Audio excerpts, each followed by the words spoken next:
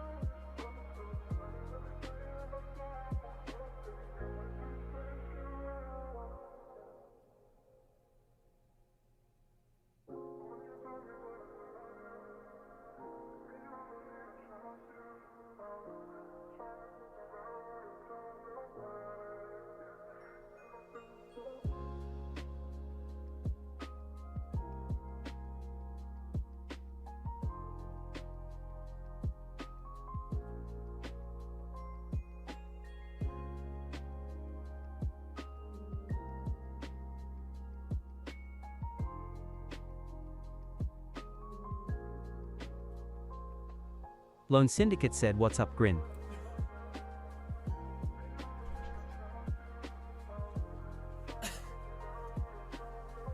What's up is the toilet seat, because I just went to use the washroom. But I was going to say, man, time doesn't exist, all right? It's a false god.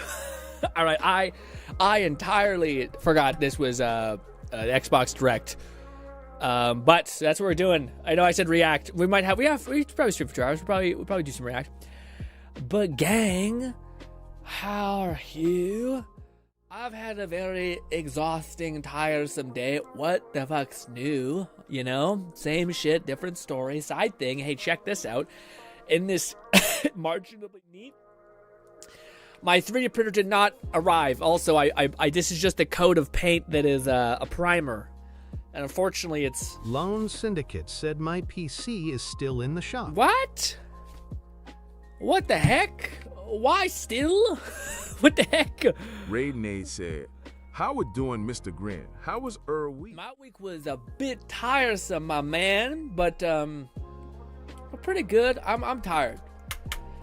I keep thinking I am a god and can go to bed at 2. McFlufferkin said Hightail's Not gonna 2. blast so Sorry. far, getting the hang of mods and figuring out how to troubleshoot conflicts. 11.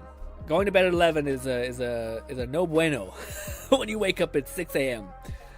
I need my rest, and I say it's 11. I probably get into bed at 11 and then like don't go to bed immediately, so it's probably more. But alas, also I did some things today that, like, I don't know how to put it, but I feel like a little bit emotionally depleted. Like I just want to do this.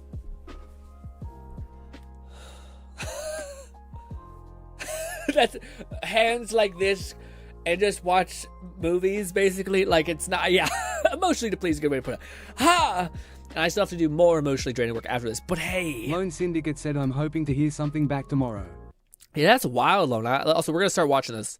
We're going to chip away over time. Let me know if it's not loud enough. But, yes, what do you call it? I don't, like, how... Two thoughts come up. One of them is unfair. I just like to point out. But it's, Lone, you made your PC, what do you think happened? Like, when you were putting it, is it like a cooling thing? Did you get like one of the shitty the graphics chips, CPU or whatever it's called, or GPU? I think it's CPU. CPU that's like overheating. Like, I'm just like, how? And I know, like, it could just happen. It's not like you made it badly, but it's a thought that is unfair. But it pops up because I'm like, if a professional got it and was like, what the fuck? Part of me wonders what's happening. But I also am just curious, like, what could have broken on it? Because I've been quite lucky in that way. Like, I haven't had my PCs break unless something, like, full-on just gives out. Like, it's like, hey, you've been using this thing for 5 years. Or, sorry, not 5 years, like 8 years. The fucking CPU decided I'm dying. There's nothing you can do for me. But also, I tend to not turn off my PC. Details. But yeah, you made your PC a year ago. So I'm like, what happened? What? Also, yeah, so by the way, TLDR, we are watching the Xbox Live Direct, which I'll be honest, we might skip past a lot of the shit because I'm not sure how much I care about, besides Fable, which I've seen they did cover. So, shit, sorry. My bad. Always watch things way fast. That guy looks like the anime pervert name where he pushes up his glasses and it's like shining. Xbox. I'll be honest, in the last little bit, I've become quite a Steam fanboy, so we'll see. Did you see it? Oh, Lone is that my Syndicate baby? said, I don't know, Grin. But here the thing. If my PC is not fixable, I'ma make the impulse buy of getting a pre-built, and I've only had Mu PC for about 5 mouths. Well, first of all, everyone talks about the whole PC. If you have the money to buy a pretty decent PC pre-built, fucking fire off, because it's a bit of a pain in the ass. And you usually, well, I mean, it is true that they usually do work. It's just, yeah. I mean, it's like, depending on what you want to do. Do you want to like save up an extra 5 months or something? And then buy like a really good PC from like a pretty reputable blah, blah, blah brand, whatever it is. Or you could just get more by building it. I know, it's tough because Catman 11,234. I don't know what the right answer said is. my main Grin. What it do, my man? Happy you're here. I haven't seen. Hope you've had a good I haven't week. read your messages I yet. always but I can't recommend wait. self-built over pre-built. So much more value for your money. Yes, but I think a lot of people also like I feel like Lone, and maybe this is a mischaracteristic, but I feel like Lone has come from console gaming, and I could see this being a pretty big turnoff from like the reason why most console players don't want to get to PC is because PCs are less consistent than consoles. Consoles you'll plug in, they'll work good. Ever since the Xbox 360 Red Ring of Death era, we've kind of gotten past that, and it's been really consistent. But now Lone has had like a really bad feedback, a really bad reward, which is, hey, by the way, you went through all the effort to make this thing, and then also it doesn't work. It's inconsistent. So then the alternative is just to buy a pre-built PC, but I still think, like, to me, that's why, I should just talk from my own perspective, but like one of the reasons why I think a lot of the choices were made when Fluff and Red were both helping me make my PC is that I wanted like a big case because I didn't want to like have any problems with like airflow, essentially, like heating. So like, and I have the like, why can't you just get a fucking monster PC case? Like, it just doesn't make any sense why that's not something that most people just do, just so it just massively reduces the heat flow that you have. Anyways, that as well as I got a really good motherboard, so I could like be fine for like many years essentially. And yeah, I haven't had that many issues yet, but I honestly do. Yeah, it sounds fucked up, but one of the biggest gains I think is just having a fucking monster PC case that just has great airflow right at the hop. And I don't have like lights and shit in my nonsense thing. I just have a giant fucking fan on my thing blowing through it. Also, I live in a basement, so it's quite cold, so maybe that helps. But yeah, I always think pre-built PC is the best, or not. Sorry, making your own PC is the best. But I do think I can't understand when people say like I just want to jump ship. Like I just spent like probably 2 months building this thing, getting the parts, and then for it to not work, I don't know if I could do that again. If I do that again, I'm gonna lose my mind. So like, I respect the feedback that if I had to eat that shit sandwich too, I'd be like, I might just put it down. I might say no, thank you, and go with something else. But if you could just stomach it, I think the shit sandwich is a horrible analogy. It's way too impactful. So with this only being an hour long, it may turn into 4 hours. Said that PC worked without issues until about a week ago. Yeah, so I wonder if it's just like a Windows update or like what's the linchpin of why it stopped, you know? My big PC build tips. 11,234 said my big PC build tips. Big case. Water cool the CPU with an AIO. Power supply 100 watts over what you need. And then get comfortable with troubleshooting. I don't know about rolling on the floor, laughing. I don't know about the CPU cooling thing, because I feel like if you have a big PC and you have like a fan-based cooler, which like spins 2 fans, it cools 2 blades, etc., I feel like that should be good enough. Like I feel like the reason why water cooling is really helpful, unless you're like fucking gunning it on your system, like you're using everything, overclocking and shit, then the big case and the water cooling is overkill. But that's if you're not fucking driving through everything, you know. Also, I don't know why they show us the Xbox State of Play and they show us them doing like pool and stuff like that. Like, I want to see like gameplay or like some dude drawing for 20 minutes, etc. Not them doing some good old R&R.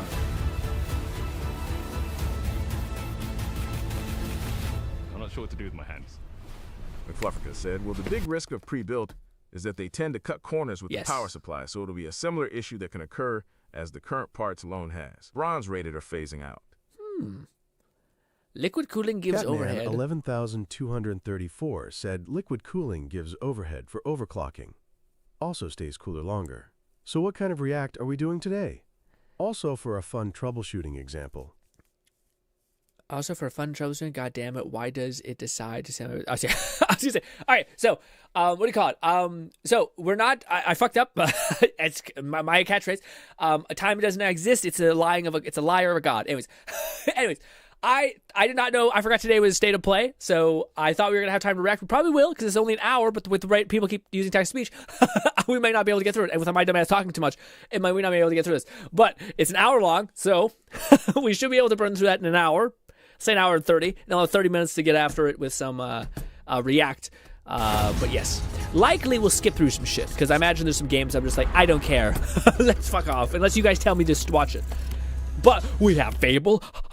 We have, what, is that also Fable? Or is it, the Playground Games, I guess, is also making a Need for Speed thing. But then we have this one, which I don't know what that is. But this, guys, honestly, these other ones, we could skip past a lot of it. But this, fucking that, man. If you have seen it, do not spoil it for me yet. I would like to react and then take all this live. The pain and all that. Do you guys know you can buy like houses that are kind of castle adjacent? Lone Syndicate said Code Vein 2 came out, and I want to try it. Ooh, yeah, I thought someone was telling me about that. It was red. At Forza Horizon 6. I'm Torben Noah, design director for Forza Horizon, and I can't wait to show you what the teams at Playground Games and Turn 10 have been working on. McFlufferkin said Playground mostly does Forza Horizon, but are also working on the new Fable. You can probably skip the Forza stuff. Yeah. I don't think anyone's in the racing games. For Forza Horizon. But the weird Japanese dog game, maybe. The Horizon Festival. I feel like these games have so much money sunk into them. And I think it's because they're all technically like funded by other car companies and breathtaking locations around the world. And now we're taking you to the place we've wanted to visit for a very long time. Brady. Japan. Dude, we're so living in the era of that. Right, bottom right is popping off with the sign language. Dude, sign language is always the best. Actually, I watched a couple channels a while back that show like why they're so expressive is because 90% of sign language is it's basically like there's like an emotional layer that can't be translated, basically. So the emotions add context to all of the signs. That's why you see people popping off. Design a campaign that really focuses on your journey. You don't start as a superstar of a festival or a racing champion or even a rookie. You'll start out as just a tourist in Japan. Oh, so are we watching? No, this is the direct. Oh no, it's ASL something. Is this the direct, or are we watching the? Oh shit. Well, fuck. Okay, so we were watching the sign language. That's my bad. That's my bad. I was wondering, like, is this default? That. Oh, this is the Forza stuff. The Horizon Festival is a celebration of beautiful cars, hit music, and breathtaking locations around the world. And now we're taking. Can you guys make out? Just lock in for a little bit. We're gonna do 305. Give it a minute. Unlocking ranks and unlocking wristbands.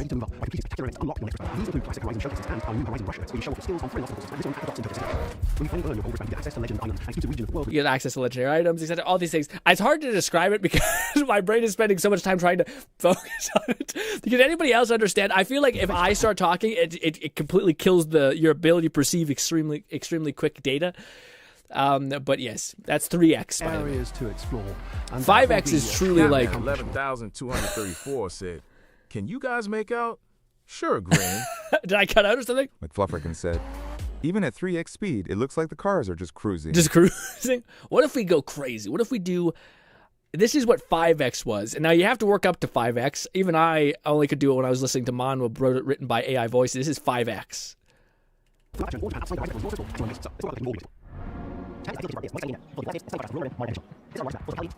That's our largest map. All that stuff. Bring things to end game. Yeah, all that stuff. I can hear it. I find it hard to perfectly match his words. Like, I can tell you the context of what he said, but then remembering each syllable of each letter he used, that's tough. Anyways. Let's say Forza, am I right? Die. Also, if you guys heard, maybe I shouldn't. I'll bring this up later. But yes. Ooh, okay. Ooh, they saved the best for last, didn't they? Anyways, there's a car game. It exists. Why the fuck did you go auto sequential order, you weird freak? You went here, here, here? What the F? What's that?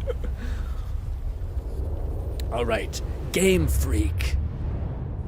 That guy looks like a little pervert, doesn't he? Anyways. You can't have a name like Game Freak and expect people to not come into your game with some weird shit energy. No! Everyone, my name is Japanese name, general of the person of the place. Office. Beast of Reincarnation is the new challenge born from Game Freak. Game project designed to create new experiences unlike anything else. Do I get to play as a tiny Asian woman? Flufferkin said they're the Pokemon creators. It's interesting seeing them branch out from Nintendo. Oh, that's pretty huge.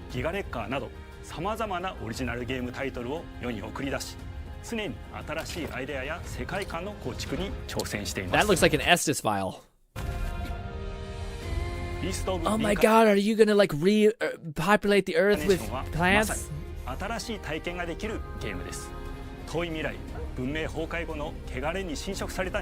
Oh, you beautiful little dog boy. Ew, I fucking hate that. I don't know why I hate that so much. Ew. It's like the Last of Us moss plant monster.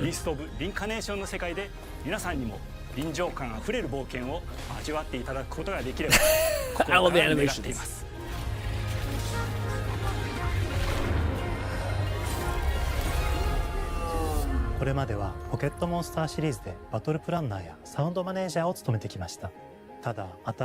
Flufferkin said, "This gives me Wild Hearts vibes if it was more of an open world, semi-Souls-like."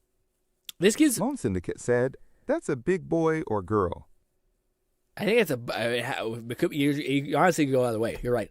But I was going to say, for me, man, I get Enslaved vibes. Dude, Enslaved is one of the, like, a fucking diamond in the Rust game. That's like one of the peak games of that era. Also, she's beautiful. Raidenade said, "Big dog." Big dog. How did he get so big? Quietly ask my own heart, what kind of fucking shit is talking about? I begin by quietly asking my own heart what kind of sensation I want the game to offer. Okay. I mean, that's all. I'm laughing, but I'm also like, good for him. That's just kind of like, it's just a ballsy thing to say. The feelings I would like to be good, the feeling that resonated most deeply with me, and the one that clicked. What is it? With a mixture of warmth, trust, and loneliness. Fucking why, man, Japan people always depressed in some way. Let me guess, the loneliness is going to encompass the dog dying at some point and us having to wander by ourselves. Feeling the hollow emptiness of existence. Why can't we just have... Do you guys remember the other game? I'm in a nostalgic mood right now, but do you guys remember the game which was like you played like an FBI cop agent who was wearing a leather suit, he had this giant fucking wolf as a dog, and guess what? The fucking dog just killed people and it was a great game. You shot people, a bunch of bad gangster people, all that stuff. Dog, you think dies at the end, actually survives. Doesn't die actually. I think he takes a bullet for you, but then you save him. It's amazing. It's great. No one dies. Why can't we have that? Why instead does it have to have this somber loneliness to it? I'm sure it's great. I'm not ready to cry. You know, and that dog will rip my tears from my tear ducts. I think we get it. Does anyone need to watch this? Does anyone need to see this part? It looks beautiful. The gameplay looks rough. The animation looks sticky. Lone Syndicate said, "Are you referring to Dead to Rights?" Dead to Rights. Thank you, Lone. Nailed it. Fucking banger game. A word where parasitic plants known as the blight have overgrown across the globe. We wanted warmth and peace and loyalty. Parasitic plants that eat everything. Okay. You see, that looks fucky.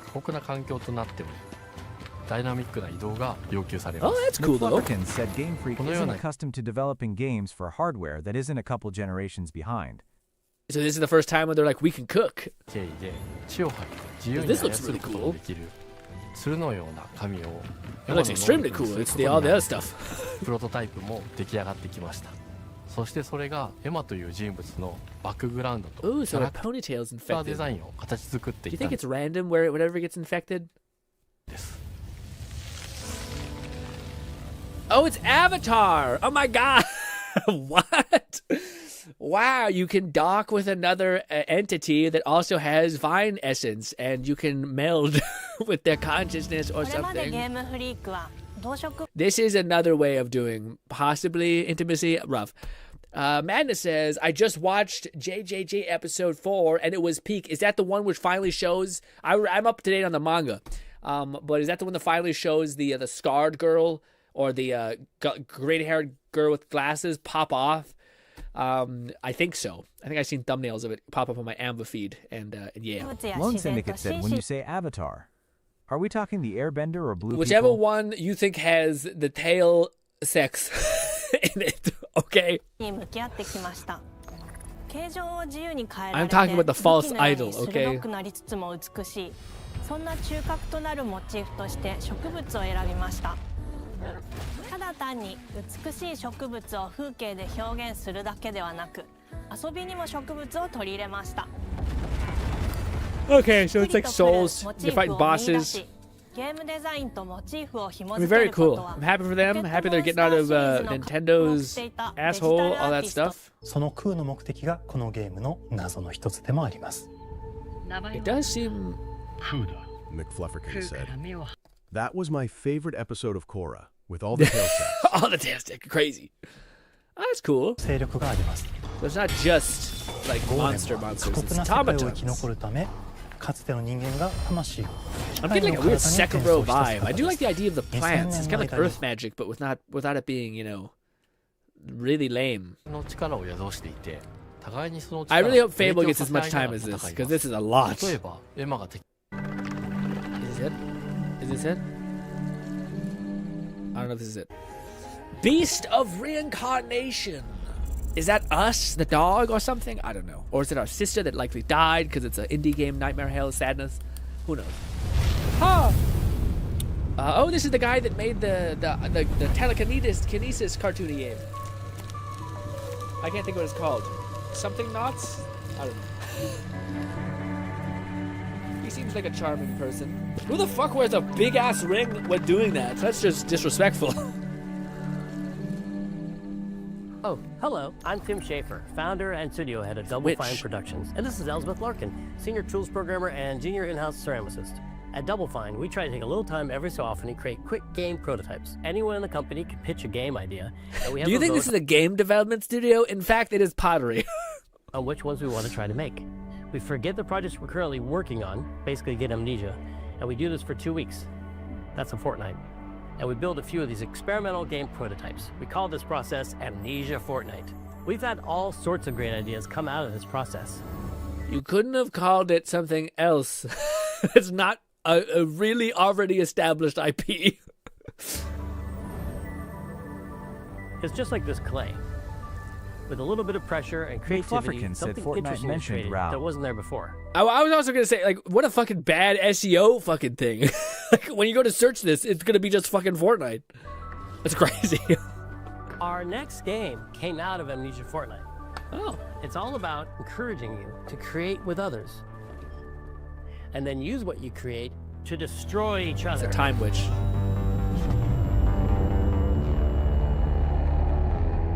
All I'm thinking about is the expensiveness of the cam, of the slow-mo cam. Don't worry, it's easy to make a new pot if you're playing Kiln, our online multiplayer pottery party brawler. Oh, it's another, what do you call it, streamer bait type thing. All your favorite VTubers and content creators will play this. Honestly, I'm not sure if they will. This one doesn't quite have it, but... Oh! Wait!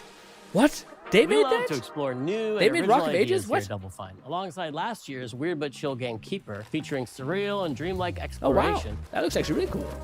Kiln is the other side of that coin, bringing high-energy, expressive multiplayer action. This is just a long edging sesh, guys, until we get to not Fortnite. We get to Fable. We're continuing to foster our spirit of creativity with this next game. Derek Brand spearheaded this pitch, and he's here today to talk about this fully realized Double Fine experience he's leading with his team. Kiln is a multiplayer party brawler, and it's just as much about the act of trading with your friends as it is fast-paced. Do you know? I don't know. I don't know the crossover. McFlufferkin said, I mean, it's probably actually going to be called Amnesia Fortnite. Epic can't copyright more generic names. And yes, Double Fine does a lot of quirky games. I streamed Costume Quest 2 last year. It's not that they couldn't do Fortnite. It's that you are like when someone goes to find whatever the pottery game is, or the whatever it is, Amnesia Fortnite. I feel like everything but Amnesia, whatever the hell it's called, Fortnite, will pop up. But I will say, I don't know what the crossroads between gamers and people who like pottery is, but it can't be a lot. Okay. Competitive destruction. They must have like fucking wild funding, like by somebody. We built this game to respond to your creative design. Because I don't think any of their games sell AAAs. They must be like kept as like the clay pots. Indie darling Xbox people to say, see, we employ all these people. I've spent my career to make cool and weird and not for everyone stuff. Concept artist. McFlufferkin said, I think it was just a joke though. The game seems to be called Kiln or a play on words. Yeah. The game. I think it's just their environments their like period but of creation. creation. But I also play a lot of action titles, which got me wondering, what would a game look like that included not just the cathartic element of destruction and action, but the equally cathartic act of creation I was familiar with as an artist? So you create a pot and then you can break it. What better solution than a pottery wheel? We wanted to give players the ability to create characters out of any shape and to make sure that what you make has a charming, animated personality. It's kind of cute. You start off as a little helpless, naked spirit. You have a little ass? You're not capable of much in this state. Booty? Thankfully, you are capable of manipulating clay, and a pottery wheel is the perfect place for the creation of a new body. And when it comes time for destruction, those shapes needed to translate into capable Real quick. And when it comes time for destruction, those shapes needed... I made a game about pottery, sentient spirits, and you play with your friends. to translate into capable pots that can compete in challenges in a way that only It seems actually pretty like extraordinarily creative. Game mode Quench brings all of that together in a 4v4 combat party atmosphere. It's funny because I do think, like, I like the idea of a heavily customized co-op game. It's just so fucking weird to be like, pottery, though. You and your friends need to balance your pot's shape and abilities with its capacity for carrying water into enemy territory. Here, you'll navigate through the environment with your team's unique All right, guys, I think we get it. This is very wholesome and very cool that, Xbox sprinkled this in here. Is like, hey, you want to see some weird shit, dude? I'll show you some weird-ass shit. It's crazy. We funded this. Can you believe that? Can you believe that? All right, well, dang it. Oh. Hats off to you, sir, and the pot game. It's getting better. Online multiplayer pottery party. What is it called? Kiln game. That's why they couldn't call it the pot game. Alrighty, spring 2026. McFlufferkin said, double fine, jumping into the friend slop genre. Honestly, this does look cute. Yes. Personally, my favourite smaller game from them had been Iron Brigade, formerly called Trenched. Ooh, yeah, I haven't noticed them. All I noticed is like a little while ago, I thought they were kind of not doing great, and then they made the what is it called? The Detective Psychonauts. That's what it's called, Psychonauts. And then I think ever since then, I think that Xbox may have acquired them or something like that. But then now they seem like they're in a really good place. I just don't know what they're doing to make money besides being owned by Xbox. You know, because I don't know if, I don't know if they're actually like profitable. If it makes sense. Anyways, ladies and gentlemen, this is our moment. We have at least 11 minutes, maybe more.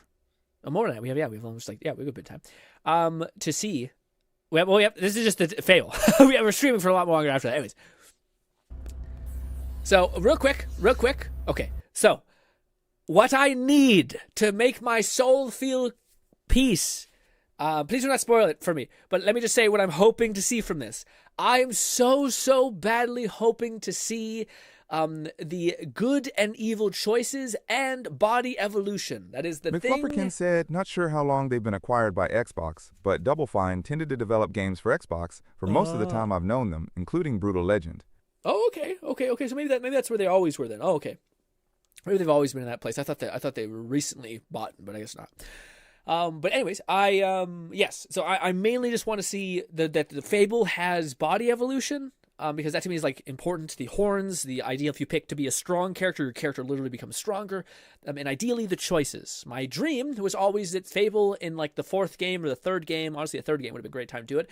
I wish the third game added a different karmic level, so there'd be good, evil, and gray. I was always hoping that they'd have another gray one, and gray would be a different visual augment and choices, of course, to make. So instead of it being left to right, it'd be a triangle basically, and you would basically go for like far this, far that, and it would change the way your character looks. Anyways, never happened. But if I see anything like that, honestly, just body degradation and that the choices, good and evil, are still there, I'm game. Let us see, please, God, please. Don't do this to me. By the way, this is my favorite game of all time, and nothing's even close. Just to FYI, just in case you're new.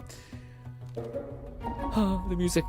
Hi, welcome to Playground Games, where I'm thrilled to share our very first deep dive. We're going to be pausing a lot. What is that? To Playground Games, where I'm thrilled to share our McFlufferkin very said, well, Fable 2 did good in LT, and did GT, corrupt, yes. evil and pure in LT, and GT, corrupt. But I think they dropped that for Fable 3. Fable 3, yes, but Fable 3 also introduced weapon evolution. So your weapon would basically get steeped in the choices you make. So it kind of is somewhat there. It's just kind of they migrated all that there. Fable 3 did a lot of cool things too. But I would say this looks beautiful and this looks pretty cool. If these are the armors that you can run around and get, I'm kind of in. Deep dive into a game we've been making here for a really, really long time. Fable. Oh, my baby, please. Don't do me wrong. Games is renowned for fun. It still looks like 2 FPS. Oh. Playground Games is renowned for fun, immersive, and visually stunning open-world experience. Fun, immersive, no. In fact, all of that is mostly wrong. I don't think anyone would describe Fable as immersive at all. At all. It's comically cartoon, actually. What did he say? For fun, immersive. Fun, yes. Immersive. Visually stunning. Also, visually stunning, no. Like, no one thinks Fable looked like a... Actually, it had style, but I don't think anyone says that. World experiences. Since 2010, we've been developing the Forza Horizon series right here in Royal Leamington Spa, a charming little town in the middle of England. As Horizon has grown, so have we. Over the past few years, we've built a new team to carry that reputation into a new genre that we are incredibly passionate about. Ooh, Fable is Playground's first. McFlufferkin said, immersive doesn't mean realistic.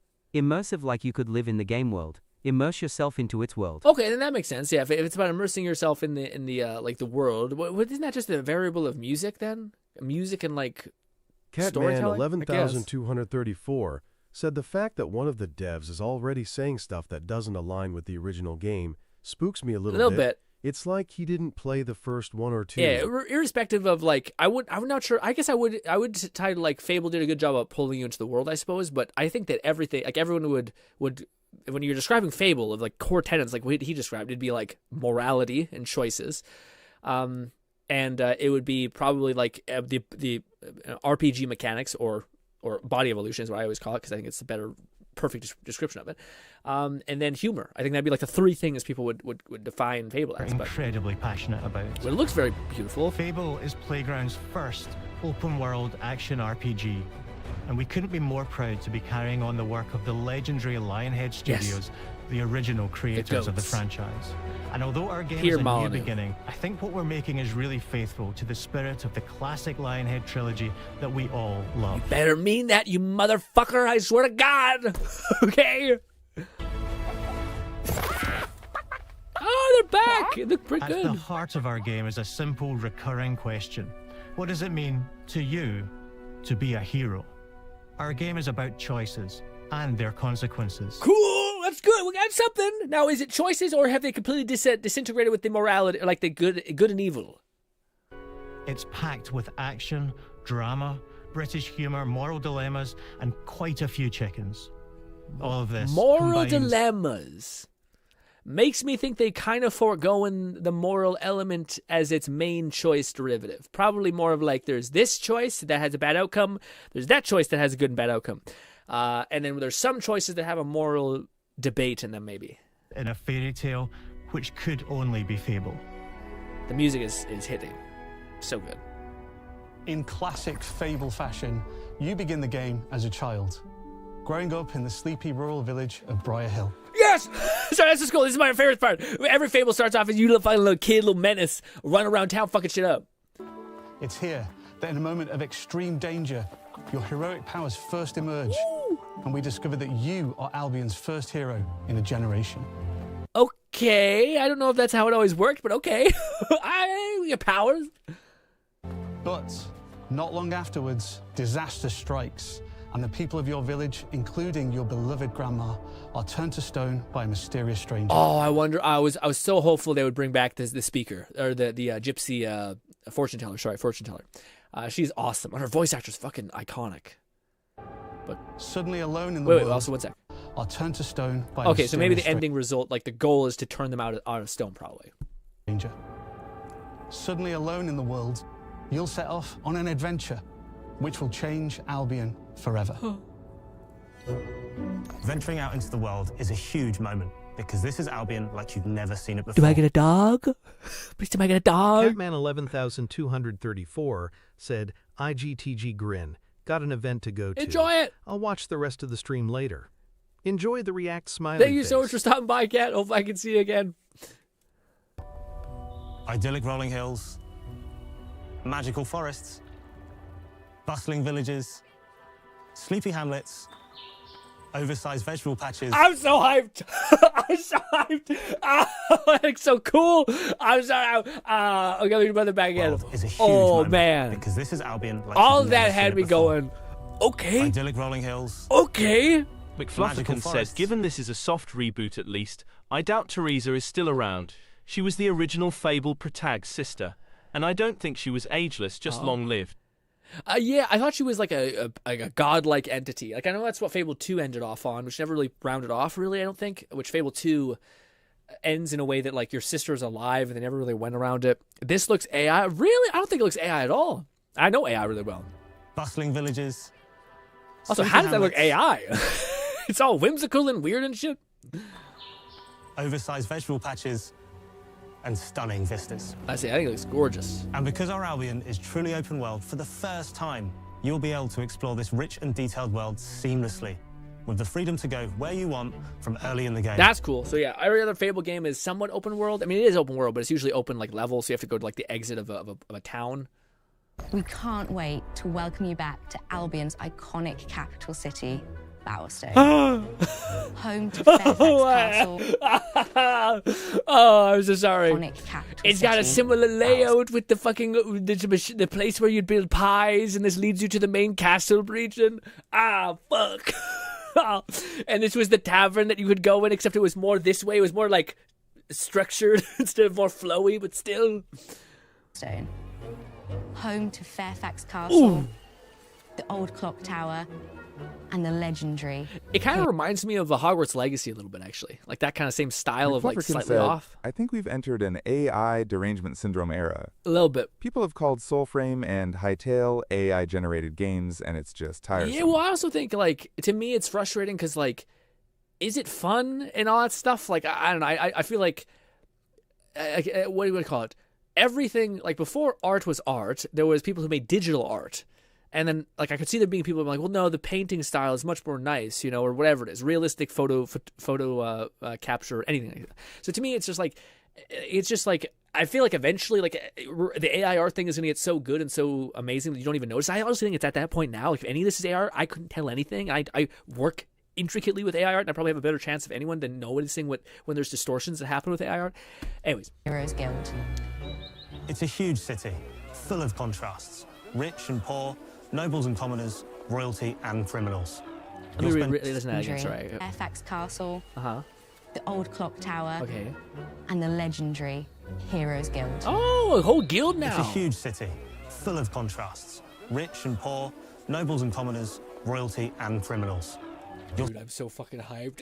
Even if it doesn't have choice, it still looks like it has. They took the style and structure of Fable, which is chaos, basically, super weird like designs, archways, all that stuff, and they just injected like even more fantasy nonsense in it because this is so awesome.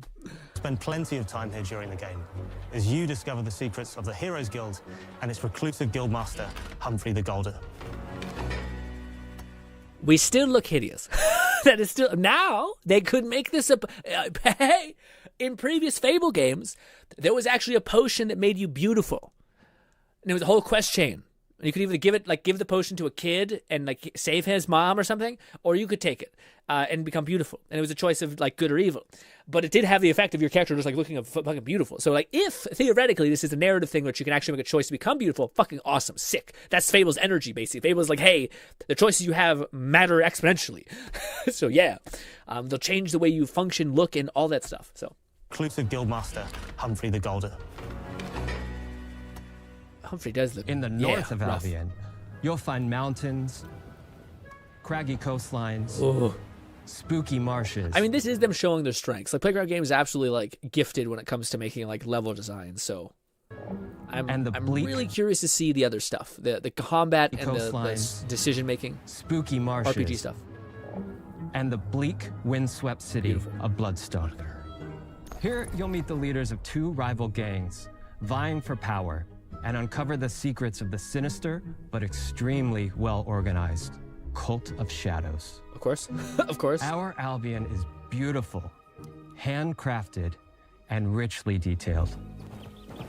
We have still yet to see a shot that isn't rife with less frames than you'd like. So that's the only kind of fucking pseudo-rough thing. In Albion, heroes are special, different. They're stronger than regular people. Ooh. They're more skillful, more charismatic. More importantly, they're those rare humans who can harness and use magic in the world around them. Ooh. They have the power to do what they want. And so do you. In our game, we want you to play as the hero you want to be. And that starts with being able to choose how your hero character looks. So... we don't have to look rough. Okay, best way to start with rough. We can look however we want, baby, and please tell me we can play a dude. In Fable, you'll be able to pick from a range of different characters. Yes! Confirmed! I know it was already confirmed, but again confirmed. Hell yes. Hell yes. Hero character looks. So, in Fable, you'll be I feel like this was why the game was delayed. Delayed like a year. Is because everyone was just chewing them up for the decision making of the main character. And they're like, Xbox is like, just you have time. Make a character, it's fine. From a range of different character heads. And customize your clothing. Hair, damn. Skin tone, tattoos, and scars. Can we look cool? So the hero you play... Oh, wait, tattoos, scars, and what? Hair, skin tone, tattoos, and scars. So the hero you play represents you. It's okay. But as well as your appearance, you can be the hero you want to be through the way you play, through the skills and abilities you learn, and through the weapons you use. Just like the classic trilogy, heroes in our game fight with a combination of strength, skill, and will. Seamlessly blending melee and ranged weapons with magical abilities gives us style-weaving combat. Allowing you to show off your personal play. A range of different character heads, so choices, but not full face morphing. Not that it needs that. Yeah. Style. Against single opponents and large groups of enemies alike. It does look like the combat will be its weakest area. The world design looks credible, but this looks a little choppy, a little syrupy. Melee is at the heart of our close quarters combat. You'll use light and... I'll be honest, this is in a desperate need of some impact effects, some sound. Melee is at the heart of our close quarters combat. You'll use light and heavy combos, often knocking enemies off balance. There's like no weight to your hits. And executing stylish finishers. Swap to your that's ranged cool. To bypass enemy guard and deal with troublesome flying enemies. And of course, you'll be able to unleash your powerful spells to both manipulate and devastate your opponents. I think if they polish, because I feel like we're not seeing like the polished thing. Like especially if you see like Cult of the Lamb before it was released, like all the effects and sounds and like smoothing of the animations and how they transition, are like super important. So it's kind of rough to judge things like this that can be adjusted too early. But theoretically, what do we have? We have multiple weapon styles. We had a saber, we had a sword, we had a swinging, chopping motions, we have magic, we have a giant axes, or hammers, sorry. McFlufferkin said, to be fair, Playground seems to be at their strongest with world design. They haven't designed vehicular combat, so this is a new step for them. Likely needs more polish and optimization. Yeah, the polish to me, I think, is like, if so you should just I think it's a good idea to just look at things how they are, as far as like what feature do they have. They have the swingable weapons, that's good. That can be improved with animations, sharpening them up, and also adding effects. I'm worried a little bit by this because I haven't seen the skill tree yet, so I don't know how, like, they say, like, you can choose your own where to play, but if there's only, like, you can choose a bow or other bows, and there's 2 skills that come with bows, then that's kind of boring, so I'm hoping that they're going to see skill trees or something. We're excited to be bringing back some fan-favorite adversaries for you to fight. Yeah, those guys are great. We love them. Goblin-esque. Okay, that looks much better. As are Balverines, and Trolls. Okay, combat's looking better now. Combat's looking a little bit. Okay, it was looking dicey. Why didn't you lead with this? And we're adding brand new enemies too, like this fearsome cockatrice, a giant fire-breathing chicken. Also, to be fair, Fable never had the most complex combat. Weapons were a few swing directions, charge attacks, supplemented by ranged and magic. Yeah, but I still think it looked really good, which is hard because we can't see it. It's not done yet. That's why I say we should. I remember, like, in Fable, still vividly, you did, like, you'd start charging up this ball and it would get exponentially bigger and bigger and bigger, and your character would be sitting there charging this massive thing, and then you would do this, and you'd either fucking, like, cast a florent of fire that, like, completely wiped out everybody, or you'd summon, like, a billion fucking dead and undead. So, like, or you'd have an ability where, like, that they haven't shown yet, which is, like, you'd have time magic, so you just, like, tap yourself forward and you'd either blink right forward, like teleport essentially, or you would tap it once and you would basically stop time, and it'd be an hourglass that keeps everything in slow motion. So they haven't shown stuff like that yet, which is like Fable wasn't afraid to not fuck around, basically. Like, you could, like, from the beginning of the game, you could charge the strongest version of the magic spell, would just take fucking forever, and you could never use it in combat until you had enough magic points to increase the proficiency of you being able to do that. So things like that, to me, I think are what I'm hoping to see. This might be like early game, so their own weaknesses to exploit and defenses to overcome. But with all the unique tools in your combat toolbox, how you defeat your enemies is up to you. Oh, okay, that's back. That's back at least. I wonder if I'm hoping that. Okay, so that's one of them that's back. You could always summon floating swords that could fuck shit up. But it seems like they've made magic to be way more like relegated to only you can use it, which is weird. But there's more to being a hero in Albion than fighting. So much more. Choices? When we talk to people about their favorite memories of the original games, so many of their stories said, I still vote for both of us to play Fable Anniversary, since it's the main/most recent PC release, as a lead-up before the new Fable. Then we have a fresh foundation to compare with. I don't know. I feel like that. I feel like I'll be biased in some way towards it. Like I feel like it'll make this Fable look so much more different, and I'm not sure if I want to give this Fable the best chance that I can to like it. And I feel like because I haven't seen any choices yet, nor body evolution, which I definitely think that game has. So I don't want to like experience the fun and coolness of that and then jump into this game and be like, it's not here. You know. Also, Matta says, looks fun. Was this a PS? Looks fun if this was a PS2 game. Why does it look that bad? Stuff you can do when you weren't just being a hero. The normal, everyday stuff which happened when you interacted with the people of Albion. Yep. For me, what I remember most vividly are the inhabitants of Albion and the things you can do with them or to them. The crazy thing about the classic Fable games was that in the middle of a sprawling RPG was almost a complete other game where you could just mess around with the villages and townsfolk. And we've built that same experience in the middle of our game too. But this is the key thing, my guy. The reason why that mechanic was so good is because they had a mechanic in the game called fame.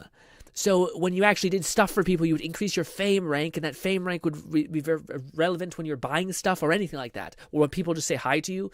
If you want something from someone, it'd increase that. So, like, the reason why that exists, it wasn't just to fuck with people, it was to build fame. So if it still builds fame, then we're groovy. But I feel like RPG was almost a complete other game where you could just mess around with the villagers and townsfolk. And we've built that same experience You could hold hands in the with middle them. of our game, too. Drag them around. Buying a house, getting a job. Oh, let's go! Okay, so buying a house is the thing. You better fucking let me buy fucking real estate, man. Okay? I like the real estate tycoon fucking sub-game in this. Making some money. Romancing a villager. Getting married. Oh, okay, that's pretty cool. You wifey up in this game still? Kids. You have kids? Okay. Romancing a villager. That's pretty good. Okay, we're checking off a lot of boxes, which I haven't seen the morality choice yet, which is it's crazy that we've waited this long. Said, people are going to start assuming you're a secret Fable dev, just like a certain game that can't follow through with its namesake. Me? What do you mean? Having kids. Fancy a date? Perfect. You can get to know me better. Okay, dating gifts. Wildflowers. But now, if you were a real OG, you would just shout at them happy kindness in a sequence of a wheel. You'd tell them that they're pretty. You'd tell them a compliment. You'd make them laugh. You'd tell them you're pretty. You'd tell them a compliment. You make them laugh. You just keep doing that 1,000 times. And then eventually they'd be like, you're all right. I will reproduce with you. And you're like, nailed it every time. And now they've turned into a dating sim, which is honestly something you could do as well. It just moved the love points Buying further. another house. Buying every house. Holy, wait a minute, don't do this to me. I can fucking have my tycoon adventure. I heard it. Buying another house. Buying every house in Albion. Ooh, $500,000. Oh, those are actual house prices. Fuck me dead. Ow. Ooh, that's gonna be expensive as shit. Buying every business in Albion. Yes. I love it so much. I love it so. I can't wait. Dude, I'm gonna get so fucking distracted by the sub mini game of becoming a fucking tycoon, essentially, and owning Albion. Getting rich. Okay, this looks fucking awesome. Okay, all I need, set me free, devs. Set me free. Fucking show me the decision making. Show me become evil. Show me becoming good, please. Please, God. McFlufferkin said, I do wish they went for a more stylized character design, especially when the world is more fairy tale whimsical. Yeah, I feel like they did. It definitely looks like a Hogwarts Legacy type of vibe for me, for sure. For me, I got having a bunch more kids. Probably getting divorced along the way for good measure. Oh, no, you can actually get divorced in the game. Oh, shit. And this game within a game is unique to Fable. It's systemic, interconnected, and you see the ripple effects of the things you do everywhere you go. Ooh, okay. And all of this because in the previous Fable, if you increased your prices of stuff in your district, like so if you bought up all the shit and you raised the prices, everything would become grayed out, like depraved, sad. Everyone would be walking around super depressed. So the things you do everywhere you go. It's so fun seeing Grin get all excited and giddy. It's like a bash of nostalgia, and it's a bash of like, at least I'll have this. I have this one thing that I haven't experienced in so many games that are RPGs, that is allowing you to become a gigabillionaire video game, and buy every kind of fucking armor, every fucking legendary gear, going to a shop and being like, I'll take everything, and walking out is so unique to, like, it's a core memory of me with Fable where I'm like, oh man. And again, to me, like, the idea of like, it's kind of cute though, because like you'd be doing a bunch of side quests. Well, you could technically divorce your spouses in the previous games, but it usually involved evil choices. Yeah, dude. There was an evil strat where basically you would quickly have a bunch of kids. Like you'd find a lady, have kids, and then Fable had this like cult of evil, and you basically drag your wife and whatever to the cult of evil and go put her on the sacrificial thing, kill her, and then get all of the evil points, and you'd immediately become almost like sinister. But Fable lets you do shit like that was weird. Like and again, it's so much stuff that I wish other RPG games did, where it's like it's a weird fucking subquest that takes you to a fucking cult that kills people and is like all about evilness.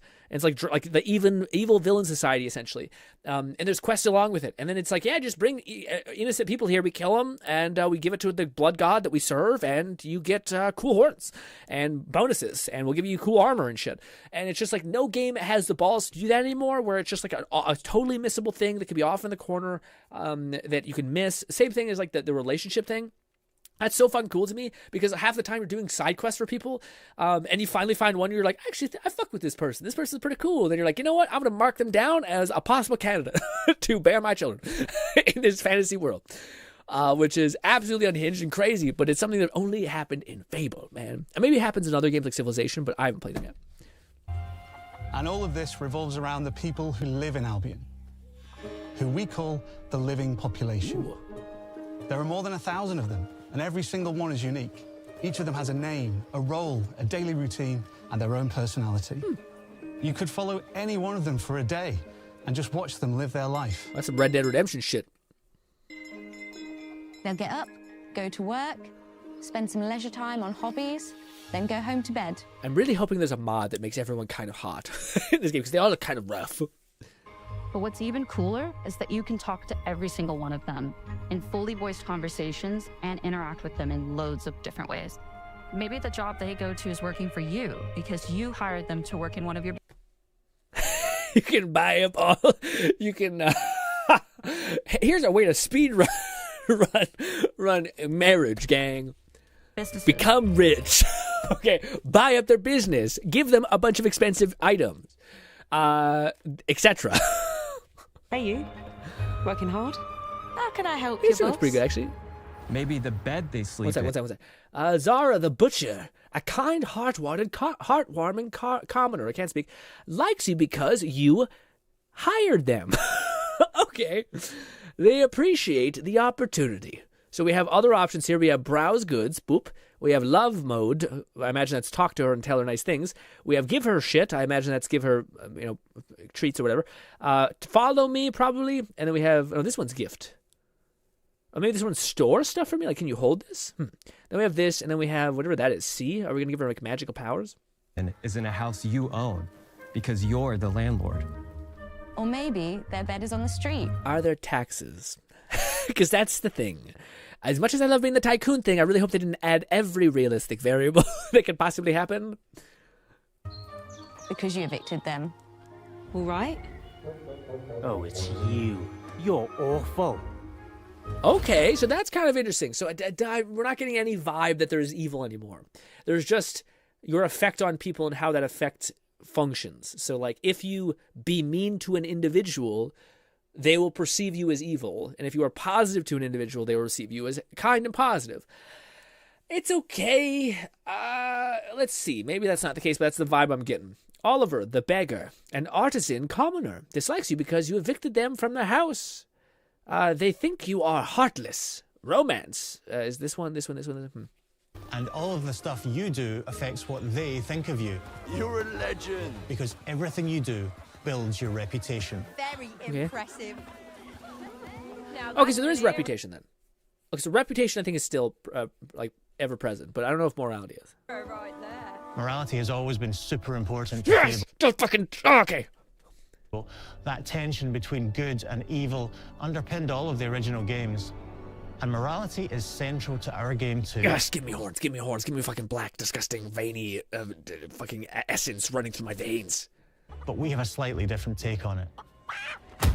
Oh, we have a slightly different take. They changed it. To our game too. But we have a slightly different take on it. Chicken chaser.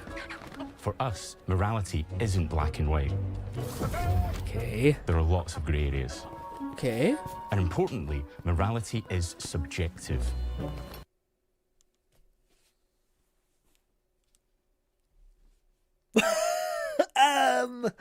You almost had me. What do you mean? Yes, it's true that in the normal world, reality is not black and white, but in a fable... said black and white mentioned Ra. Yeah, Ra. Line it. I was going to say, but yeah, to me, it's so hard to describe, but like, in a fable, which is a story told in the past, yes, things are often black and white in the fable. Hence why that was the thing in the game. But anyways, let's see what this means. No two people see things exactly the same way. Business, Darmore, fancy toys for fancy children. Income, $500. It would cost around $1 million to get. Damn, this is real ass pricing. And that's how it works in our game too. Everything you do earns you a reputation. Tycoon. Okay, so I don't know if I like this, but I kind of think it's different and neat. So every time you do a thing, that results in affecting your fame status, and your fame status is now your morality status, and your fame status. Said, you mentioned earlier you wanted neutral/gray morality. Now you're hesitant that they're saying they're providing gray morality. No, yes, because what I'm understanding is that they've basically taken away good and evil so basically if I. Again, maybe I'm misunderstanding it, but like the way they're describing it, they're making it sound like there is no longer good, evil, gray. There is people and how you affect them, and your overall reputation.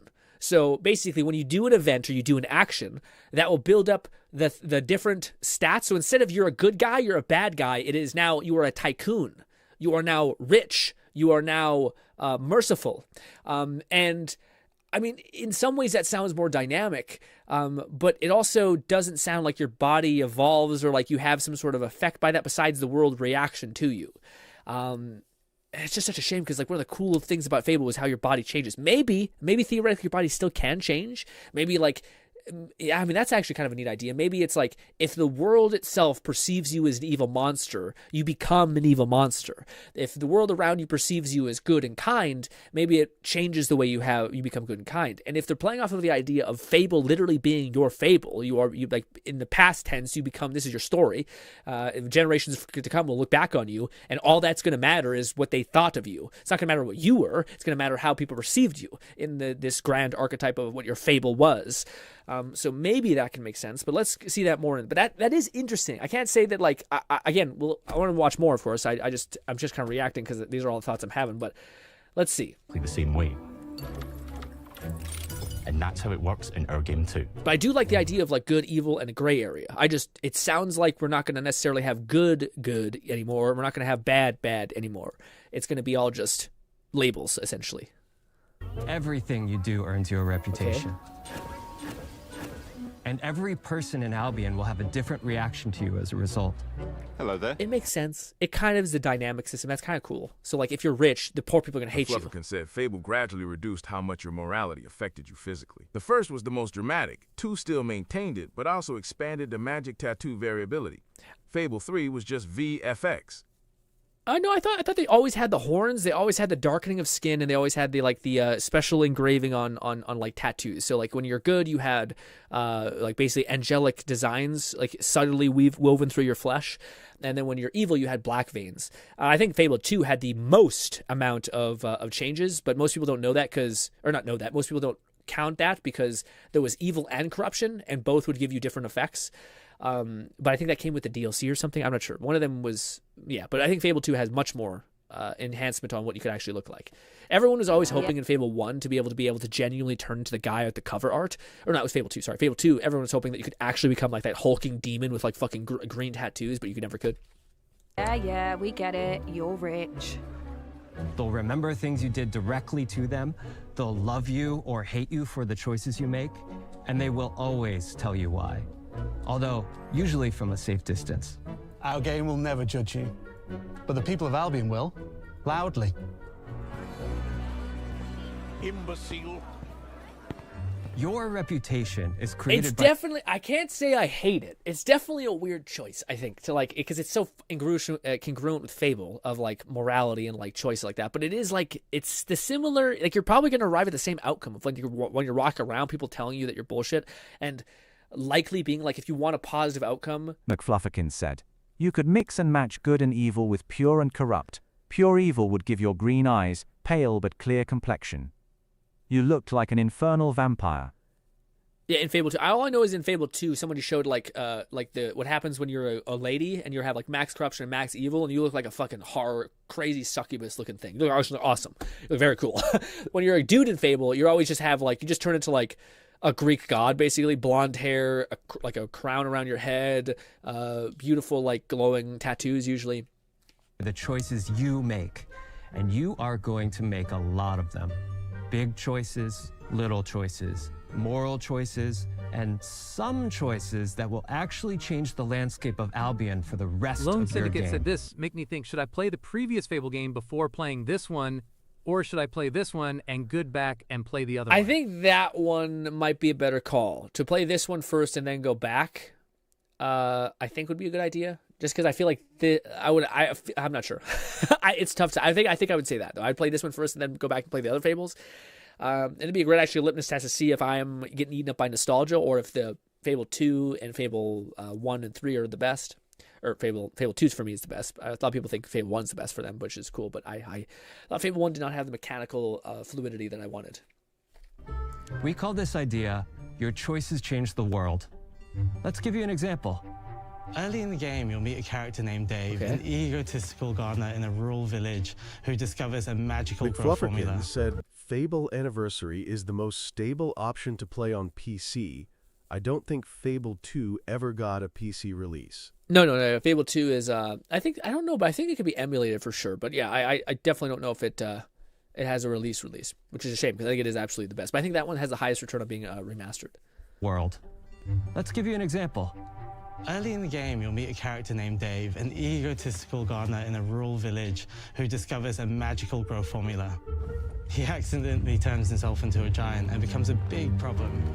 It'll be your job to deal with him, and ultimately it will be your choice whether to kill him or to spare him. Ooh, okay. If you kill him, his giant corpse will lie on the farmland just outside. I wonder if you could come back like at the end of the game and see his fucking body decomposing. Town for the rest of the game. And that is going to affect house prices. It will also affect what a lot of the villagers... That's awesome. Okay. We had to sacrifice the moral quandary of like good and evil, but we gained McFlufferkin said, a lot of impact that explains on the world. Why he looks like a pretty normal dude. He wasn't a natural giant. Oh, I guess that makes sense. Yeah. But I was gonna say, so I guess we're trading to like. Well, there's still gonna be some probably moral choices, but not like what we're used to. But we're gonna have much more choices that actually affect the world and an individual, which I don't know if it's better yet. We'll have to play it and see. I could see it going either way, but I think the idea that the choices you make actually not like change the landmass or like have a massive effect, like the fact that they mentioned house pricing is so funny to think about. Like, hey guys, because and it's weird because like. One of the problems with Fable that I always loved which is the morality thing. But one of the problems, one of the things I loved about Fable was the morality thing. One of the things that was also a problem with the morality system is that people like me never played evil. The reason why is because it made me feel actually genuinely bad. Don't know what that says about me, but I got through like 3 evil choices and I just couldn't handle it. I just was like, I don't want. I'm not enjoying this anymore. With the exception of Fable 3, which you have to make one evil choice at the beginning, which is to spare the love of your life for a bunch of fucking protesters. And I'm sorry to say this, when it's the love of your life, fucking those random people who are talking shit, get away from me. Anyways, it's shitty, but you have to make a decision. That was the only evil choice I would ever make. And luckily they don't penalize you for making one evil choice. Anyways. Flufferkin said, as I said earlier, Playground excels with world design, at least on a visual level, so it makes sense our choices would be the most impactful to that aspect. Yeah, to like the visual elements. But they also mentioned like house pricing and stuff like that, which that was the thing that was to me more exciting, is the fact that like when you make a choice to like save a merchant, you basically are going to gain like more tools that are higher sales, but it theoretically could make it so that all of the things in the surrounding areas cost more, like the weird shit like that I'm like, huh. Think about you. Especially Dave's sister. So also affect the rest of the game. And that is going to affect house prices. It will also affect what a lot of the villagers think about you. Especially Dave's sister. In Fable, the choices you make will define you. What does being a hero mean to you? What does being a hero mean to me? Being able to live my life however I please and make the world better while making myself better. That's, to me, the Fable dream, is to basically do cool shit, be nice about it, get as much wealth and power as humanly possible to then never have anyone fuck with you ever again. That's, to me, the dream in this world. The whole, like, oh, but you're a hero. I'm like, I want to help people I want to help, and I want to, get as strong as humanly possible. I want to be able to buy whatever the fuck I want. Basically, the fact that I am a hero and people remember me is relevant to me, but it's all those other facts that usually come as a consequence. But wait, is there more? At Playground Games, we've built a pedigree for beautiful, immersive, open-world experiences. Yes, they've typically involved sports cars, but this is a passion project for all of us here. Every member of this team, which we've built from scratch, has 2 key things in common: a deep love for the franchise and a burning desire to bring it back. And they're all really good at art design and not the best gameplay combat, but hey. We're making this for Fable fans just like us, but also to introduce Fable to gamers who've never played the series before. It's been great to finally tell you a little about the game we're making. There'll be much more to share as we get closer to our launch. I'm excited to tell you today that Fable is coming to Xbox, PC, and PlayStation in autumn 2026. From all of us here. Oh, it's going to be a Christmas Halloween gift. Thanks for watching. They got me. They got me. I'm excited. It's not... I didn't get everything I wanted checked off the list. I was really hoping to see some signal of like, hey, like I wanted to see a skill tree. I wanted to see like what the fuck the upgrade path is. I wanted to see all of those things. I wanted also to see like, does our character get horns? Does our character do this and that? But the way they've described it, it sounds like it's possible. But the way they've described it is it's no longer attached to rigid systems such as like evil or whatever, and instead it's entirely related to choice, which maybe is better because you don't have to theoretically choose like the evil choice to get the cool fucking demon horns if you want that. You maybe just have to do a deal with like a fucking what are they called? They're like the forest people. Fae, you have to do like a thing for a Fae, and then they just randomly curse you. Fable the most, in my opinion, with stuff like Halloween maintaining a folklore connection more so than other holidays or seasons. I didn't put that together. That's a great way to put it. So yeah, October is the golden month. But yeah, the things that I was hoping that that they would add is the only thing I was missing, honestly, from my checklist is I wanted to see that there was some sort of body alteration. They did mention something like that, but they mentioned that maybe I'm misremembering, but I thought they mentioned something like heroes are built stronger, faster, but maybe that just means that they're just like, yeah, you're naturally special, like you're the main protagonist, all that stuff. But anyways, yeah, so that's kind of neat. The things that I did get checked off my to-do list was the world looks like Fable. It looks really, really interesting. Albion still looks like kind of what I imagine Albion to look like now, but like even like ripped up to 10. Like the fact that these giant pumpkins, everything is weird and curved and like roaming mountains. And when you see actually Albion, the city, it's fucking giant and expanded. Honestly, it looks very much more similar to the Fable 2. When you actually like fall out of the clock tower, it's like a much bigger thing and it looks like fucking extremely large, and then you get there and it's like a fucking little stumpy thing. It doesn't make any sense. See, like that makes me remember what I thought the tower was in Albion. Anyways, I think it's here where our ass fucking falls off of a thing and creams ourselves into the side of a mountain or something. Maybe it was over here actually, because I think we like bank off of stuff in Fable 2.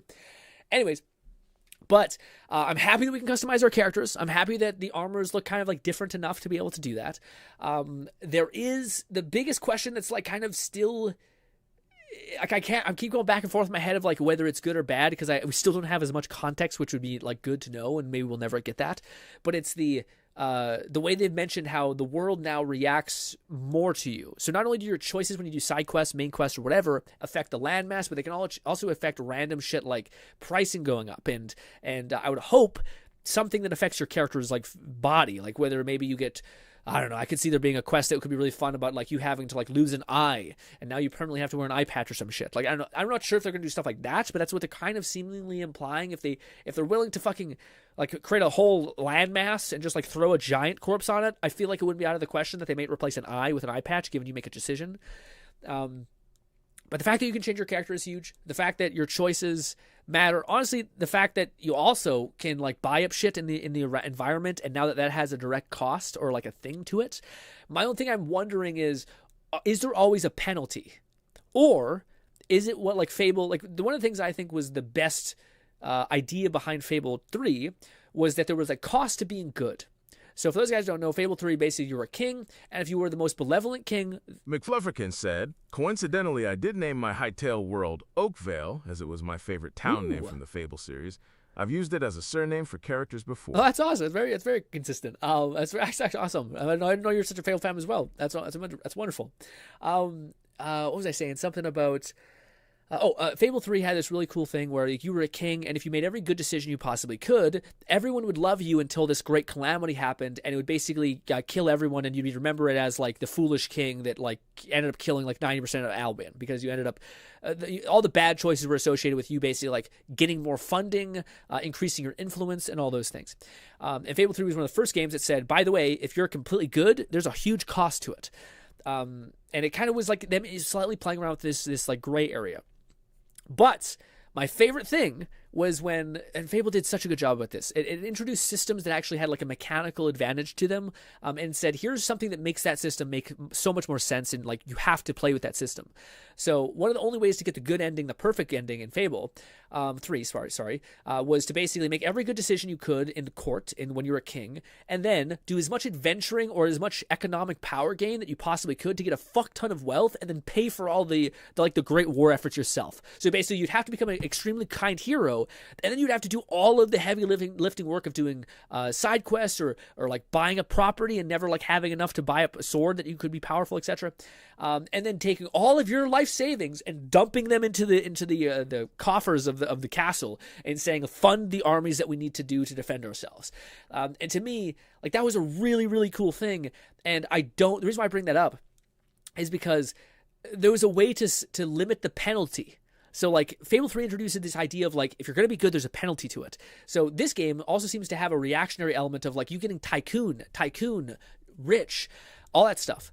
But I'm wondering, if you do that, is there a way to get generous as well as tycoon, so that you could basically deplete the negative, basically. So like if I end up being rich and I end up going to talk to a poor person, and then they'd be like, you're a piece of shit, I hate you. I'm like, I did nothing to you. Like, I have a virtue of being rich, you're fucking gonna hate me? But I wonder if you can signal in other like fame ways that you are in fact very generous. But again, that could also change the way that they approach. I just don't know how deep, because the system they're describing sounds fucking cutting edge, if it's going to be able to account for all of those variables.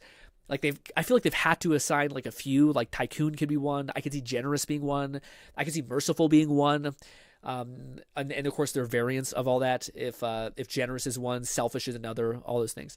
McFlufferkin said, I can see that. What I did was as much good decisions as possible and just let the real-time profits from the real estate system. Yeah. It earns you the presumed evil ending achievement without actually being evil. Wait, sorry, let me see. Another thing you could do is just like, if you wanted all the achievements in Fable 3, you could just take out all the money of the coffers and then dump it back so that you become max evil because you just robbed the nation, and then you chuck it all back, and then you could just seesaw between good and evil depending on how much money you had. You usually need a couple million, which is a little bit excessive. But yes. Also, yeah, the slight criticism I have, which is just an appealing thing, is, well, actually I have three criticisms. One, the combat doesn't look polished still, but a lot of the stuff does look polished and finished, like the world design, the systems that they're describing look like they function, but it's just that the optimization looks pretty rough. So that's something that I hope in the next 6 months or so, 7 months, whatever it is, that they're able to get to. I think they will. But the other criticism I have, and it's just kind of a weird, like, what is it called? Subjective thing. I feel like a lot of the characters look pretty awful, like visually. And I get it, but like, yeah, I can totally see there being like, day one, here's the most not ferociously hideous people to possibly marry your husband. Said, not what I meant, but amassing the wealth required to defeat the big bad has the game assumed you had to make evil/corrupt choices to do so, rather than just wait enough real hours/days to save up. Oh, I thought I always got the, all I would reflect based on is like at the very end of the game, you go up to a statue that is like supposed to be the statue that they wrote in memory of you like many years later. And that's usually what it says, is like, not only were you kind and merciful, but you showed that it was possible to be entirely good or something like that. It basically showed that like, not only you're a legend, but you're also a kind legend or something like that. But maybe there's achievements that detonated for both. Interesting. I wonder what that is. I don't remember that very vividly. But yeah, I started getting really giddy just to like self-analyze as soon as I seen that some of the mechanics were that, because my biggest worry was that like everything was going to be different, and a lot of stuff does feel slightly different. Like, I don't think someone could look at this and be like, this is Fable, like, easily. I think it still looks different enough to be like, okay, it has a lot of the systems, but Fable has such a deep and very visceral art style, and they went for something quite realistic, so it looks quite different. But I'm super jazzed, dude. I don't know if there's more, like some sort of after launch thing. I doubt it. It's just a Game Pass B-roll thing. Is anybody else excited for Fable outside of myself and McFlufferkin said, the game itself handles it better, but the achievement makes it sound like you had to suffer a great cost to accomplish the wealth-based victory. Oh, that's what you're saying. Yeah. I mean, I think the idea, if you weren't going to go shitty and like just wait, like leave your console on for overnight, I think the idea was that you were supposed to do like all of the side quests and shit. And I think there was like, oh dude, that's another thing that I hope they do. Like Fable has this cool thing of like the old doors, essentially like that, but it's like a door with a giant beard. It's like all cobblestone, but it talks to you. And it was one of the hardest things about the game is finding the keys that unlock this thing, but they give you like fucking insane rewards. Like I think one of them literally gives you like $1 million if you're willing to find all of them. I am excited. I finally get a taste of the series that you've been hyping up since I started watching. Well, that's the thing that's tough, Lone, is I do, a part of me does hope. Well, I don't know, because I very much believe that Fable, I personally believe Fable 2 is the most enjoyable. Especially if you're a person that, because Fable 1 is very mechanically, it has a lot of mechanical friction, I would say. I'd say that's fair. Like more than a lot of games you play even nowadays. But with that being said, it's a lot of people's favorite as well, but I think it's also quite McFlufferkin said Demon Doors, one of the staples of Fable. It'd be a shame if they don't bring those back, yeah. But most of them required you to do things outside of the comfort zone of a good alignment. Yes, which now, maybe we don't need to do anymore. I'm so curious to see how that actually plays. I know we're not going to get an answer. But like, I'm curious, like, could you theoretically let the giant guy die? And so, because my biggest thing is basically, the one thing I don't like about a lot of these decisions, and like the thing with morality is that you always knew if you chose good, you probably are going to have a good effect, a good outcome. I mean, you may not get any good rewards, which is usually always tied to the evil run, as you get more like money and resources. But you at least knew that you were going to have like a good outcome overall, right? With this one, I wonder if no matter what you choose, someone hates the fuck out of you. So like, if you choose to spare the giant, do the town people hate you? If you choose to kill the giant, does the sister hate you? Or could you somehow find a way to make everyone happy? I don't know. That's something that Fable kind of was able to like circumnavigate because they had like a charisma talking your ass off at somebody's situation. Or like if somebody hated you and like you've like, I fucking wronged you, like I killed your brother, you could basically go and talk to them consistently and like slowly build back up the relationship with you where they'd still mention it softer. They'd be like, I still miss my brother and I haven't forgiven you for what you've done to them, but it's good to see you. You know, like something like that, which is weird. But like I'm wondering if there's gonna be stuff like that. And also, I'm excited, man, to like the one thing that made me giddy too is the house. You see that fucking how big that house is? And you got a bunch of little munchkins running around, and you're like, it's weird. But it's like, again, to me, that's the thing that most of these games, like The Witcher, like fucking Skyrim. Skyrim does a little bit actually, but a lot of the current modern day RPGs don't have fun like that. I'm more optimistic about this new Fable now that we've seen more of what makes it what the series is known for. Yeah, I agree. I'm curious. Yeah, to me, I don't see that like many RPGs do that, or they just have like fun with weird, obscure things that like to me always kind of have like a cool, weird thing. Like you're always gonna come back to your base, your home base, etc. And now that the fucking thing that they fucked me up a little bit is they mentioned divorce, which is crazy because I guarantee. Like if you start like doing fucked up shit, like you start flirting with every girl, etc., you're gonna get probably like a reputation set of unfaithful, and that'll make your wife unhappy. But I bet you could go to your wife and like smother her with presents and like love and like whatever chatting nonsense, and basically like keep her happy essentially. But I can only imagine like if you fuck up and you're like, I spent fucking a year and a half adventuring, you come home and your wife's like, get the fuck out of my house, and you're like, oh shit. So shit like that's going to be fun, and it's interesting to see how people react to it, because for me, I'm coming home every 2 days just to make sure I'm telling whatever wife I fancy in this fucking fictional world. It sounds crazy. It sounds so crazy when you're saying it loud, but hey, I ain't going to let that fall apart, especially when we have like 3 kids. I ain't letting this marriage go to shit.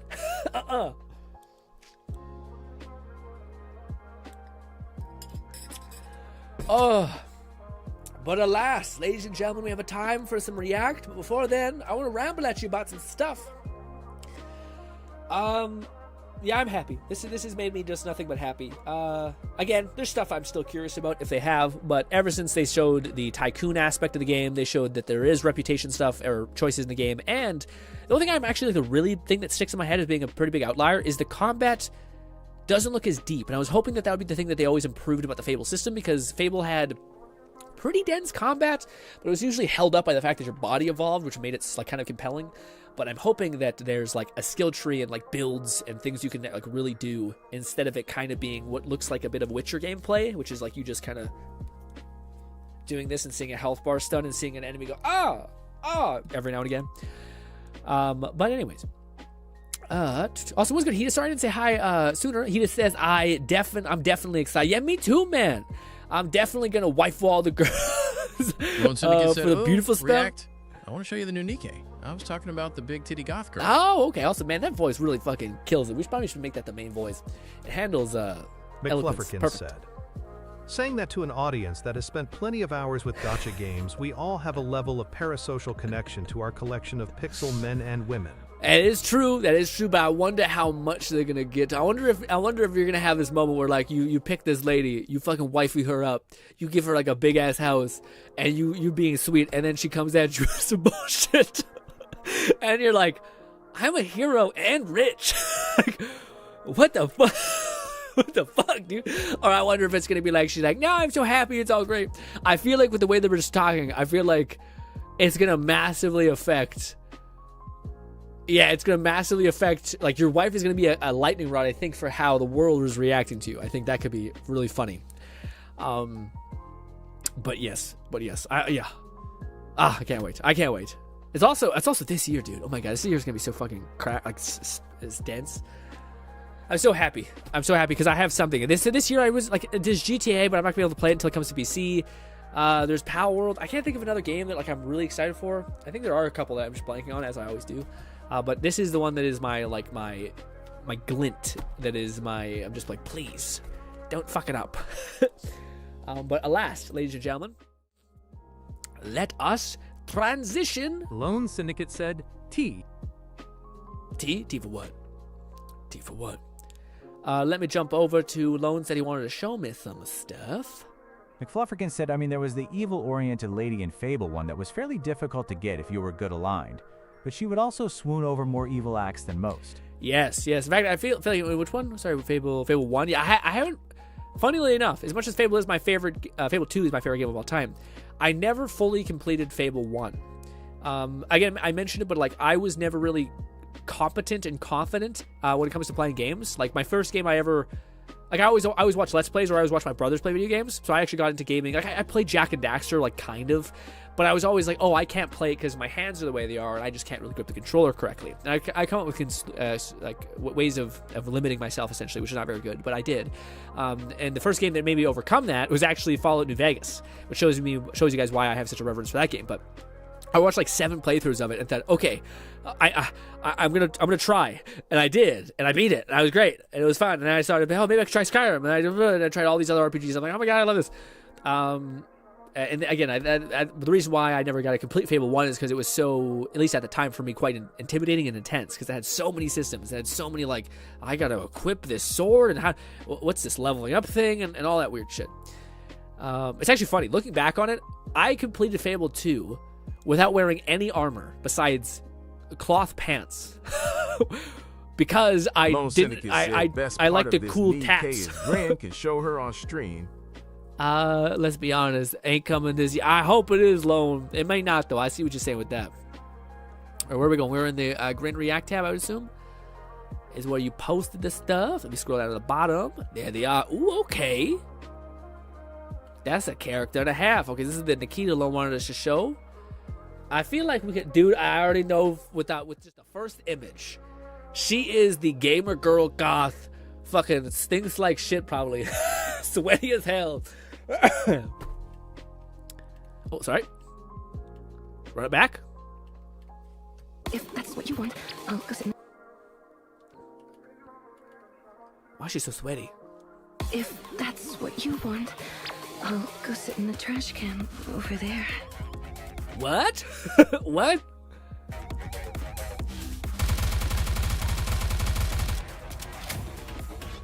That is a very see-through yoga pants, whatever that is.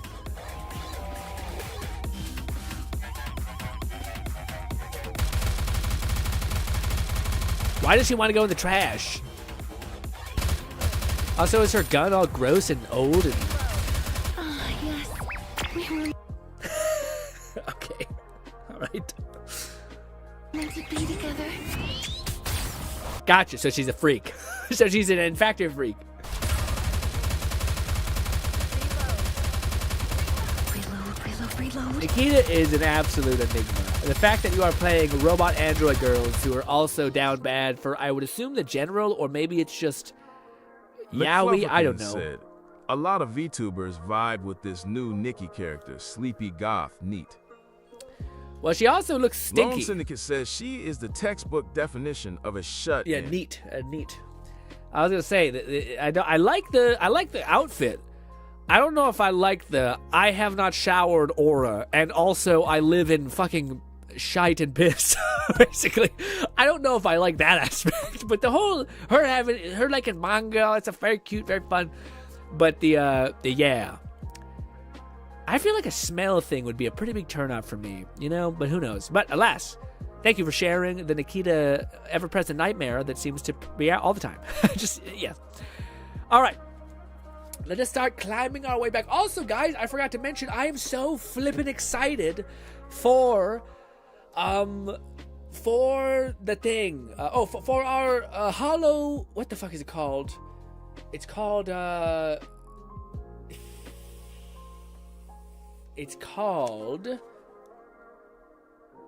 Hightail week, basically. Also, Lone, I wanted to tell you this. You'd be so disappointed in me. Because I've been having so much fun with Hightail, and I only have an hour, literally. Most days it's an hour. On extra days, it's literally an hour at the end of the day, just to eat while I'm watching something, so I can also play. Doubling down on a lot of things. But I only have a little bit of time to where I let the ZZZ event, the co-op event, man, with so many gems, I let it time out on me. And you know what's fucked up? I seen it at the 6-hour mark. And I could have banged it out that night. But I thought, you know what? I'm going to play it. It's not my night. I lost the gems. Okay. I hate myself. Oh, and the same thing with Withering Waves. And Withering Waves is giving us much more time to fucking pull it all off. But I'm sitting there just like, I don't want to play these gacha games. I just want to play my fucking super chill soft boy game with blocks and making stuff. I only have an hour. I tried to scope out a cool house, and apparently there's an update that gives us new world gen. The co-op event was time limited for the sake of testing the waters before it becomes a permanent thing. Okay, so okay, then I might be out of the doghouse. But I was gonna ask Fluff this. Fluff, do you know if I thought I watched a video that said like Hightail just released another patch and they released the World Gen 2, which lets you have like cool fog effects and like really weird shaped mountains and shit. I don't know if I need to like restart to generate the new world or what. Promised we'd play co-op in ZZZ. We will do that. But I'm in like I need to. I cannot describe to you guys how little physical enjoyment I have in my life anymore. Like this is one of the things this is kind of a really weird like deep aside, but like one of the things I heard when I decided to do this, which is like you're like to usher yourself into a season of misery for your own self-improvement, which is the only way that you can kind of make it out alive, is so that you realize you don't always have to live this way. But the cool thing is when you start doing it, you realize, this isn't unlivable. Like turns out I didn't need to spend like 2 hours playing a video game. I only really needed 1 hour of like some enjoyment from either video games, reading manhwa, that's it. And then I can literally work till 6 till 8 and be kind of okay. But to do that forever is extremely hellish. But the thing that I was trying to describe was that when I was introduced to this concept and all that stuff, it introduced the person who is describing doing something like this, described how like everything in your life comes down to a trade. I talked to you guys about that beforehand. McFluffirkins said currently Update 2 is only on the pre-release version of the game. You have to select it from the gear icon on the launcher. Newly loaded chunks will have the updates, but V2 World General isn't live. Oh, it's not live yet? Okay. Oh, but that's how you do it? Okay, cool. That's cool. But anyways, back to what I was saying. I was going to say, when you're doing this thing of like entering into like a season of misery where you're going to try to like achieve, like sacrifice all these things, basically make every trade that many people are not willing to make in favor of you basically growing exponentially fast, learning skills that you would never otherwise learn, and progress more than you have in the last 5 years in the next 4, let's say, or next 4 months. All that stuff. The thing that you also have to realize, or like come to the kind of realization of, is that you no longer become like kind of fun to be around in a lot of ways, because 1, you're always managing your time, 2, you're almost always chronically tired, and 3, you never have time to like indulge in things that people don't realize you talk about a lot. Like, I would normally talk to you guys about the mono I'm reading. I would normally talk to you guys about like, I don't know, like the gacha game event, the like the memes I watched, or like the short I seen, or something like that. And I don't do anything but work, basically. And I say that not as like a badge of endearment, because it's not. Everyone works hard. Everyone has to work hard at various points in their life. I say that as like you get to this point where you're like, I don't have anything really to say, as far as like what to contribute to, like, this is something cool that happened. It's like I just got up and I just went some more. And I feel like kind of bad, because sometimes I feel like, I don't really have anything going on besides just like stuff I don't really want to talk about, because it's kind of very businessy and I don't think it's the most appealing.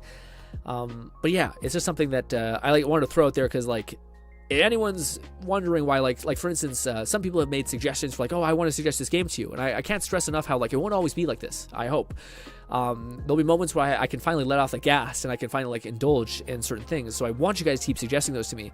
But like, I'm in such a place right now where my brain is so like starved for anything that's it's not work, that like that's why like I've been mentioning like the like Hightail to me is the only thing I really want to do. And it sucks because like people make the effort to like tell me to check something out, and I want to, but my brain has like such little like resources that it's just like, I'm going to do this for me. That's a good way to put it. When you're in this like season of misery, it drastically decreases it drastically increases your selfishness, because you have nothing left. Like, you're always in a state of like famine, basically. So like, whenever you do have a couple seconds to yourself, you're like, I want to do this. But it sucks, because like, I still not suck. I would like people to also know that I still would like you to give me suggestions. I just may not be able to act upon them right now. It might, unfortunately, be like 3 months from now or 4 months from now, until I finally get myself all the skills I will require to be able to attain the things I want, to then be able to make the trade that hopefully gets me something closer to what I actually want. Anyways, thank you for letting me ramble about that and give me and coming to my TED Talk, all that stuff. Just an update on my mental and all that stuff. But now, finally, we can get into reacting to some memes, which I cannot wait to do, because this is probably the first couple of memes I've seen in the entire week. With that being said, though, I did indulge myself last night and did dip my toe into the Marvel Rivals drama, which, by the way, has been one of the funniest things ever, and is such a... As far as dramas go, it's a pretty easy win, in addition to being totally, like, really consequential in a lot of ways. But if anyone has been peeking into that, that's been quite interesting. I remember I read something which is like, these 3 women set women back in gaming back like 3 years, and I just thought, ooh, Jesus. YouTube, when they get a large following for some reason, is it going to be like kid nonsense? Telling you, D, I got a feeling that everything's going to change, and we're going to go minor. Of course. Telling what an also crazy like clip. I'm not even sure if this relates to the same thing, but damn, dude, it's one of the more like scary things ever. Like, I can't watch it because it's just like bad for the soul, but sometimes I get stuff that pops up on my feed every now and again of like a person either like catching a bad guy, we'll call it, a really, really bad guy, and the amount of times that when they catch them, they are like teachers, they are like congregation people, they are like heads of a school board or something, is exceptionally high. And it kind of makes sense that they, of course, like a predator would coalesce near a place of of weakness, so to speak. But it is just horrible. It is just absolutely deranged, and it's just joy maxing. What is this? Is joy maxing while you are? What is joy maxing to you guys? Joy maxing to me is eating some stuff. Let's say probably eating one of these. You guys want to see something? This is gonna be really weird out of pocket. By the way, these cookies. Oh god, I got it. Quite good. I got them possibly maybe because it is McFlufferkin said of an event that took place recently. recently. Receipts from the guy that got booted from the tourney, and from all provided, all he's guilty of is being passionate about the game, wanting to win, and suggest more viable comps. Well, to me, the thing that like people don't describe enough is just how Glenn Syndicate said bout to drop the cookies. I did, but also I got this. I mentioned this to my family that I said, hey, I want to try this chocolate nonsense. And they got me one of these things. It's green, so that's why it's void. Guess what? It's pretty good. Is it worth $24? Fuck no.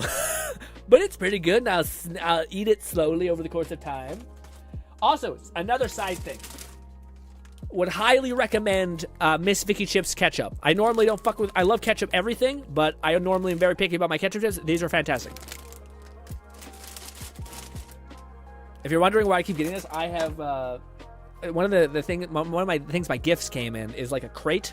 It's like a plastic weaved looking crate with some goodies in it, and it's just sitting there. So now I have snacks that I can't wait to not eat and look as they get more and more old, and then realize 2 months from now, oh shit, I didn't eat any of the snacks. Then I eat one and it's all gross, and I'm like, well.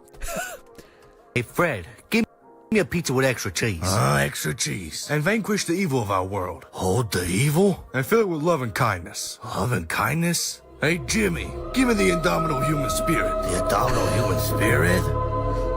I think I'm gonna be okay.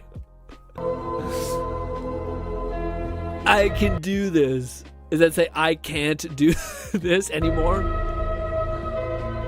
There is still time. Said in relation to the rivals thing, it makes me angry that the guy who just wanted to win was kicked out because his team were being serious. But if you weren't in it to win it, why enter? Oh, god damn it! Thank you for telling me. McFlufferkin said, "We'll see if I can suggest keeping an eye out for those once the car battery's behaving again, and we can do grocery/Costco runs. Also, you're just in Facebook." I don't think I clicked. Thank you for low. Tell me, well, let me round that back. This is actually an awesome meme. I fucking love it. I'll show you guys in a minute.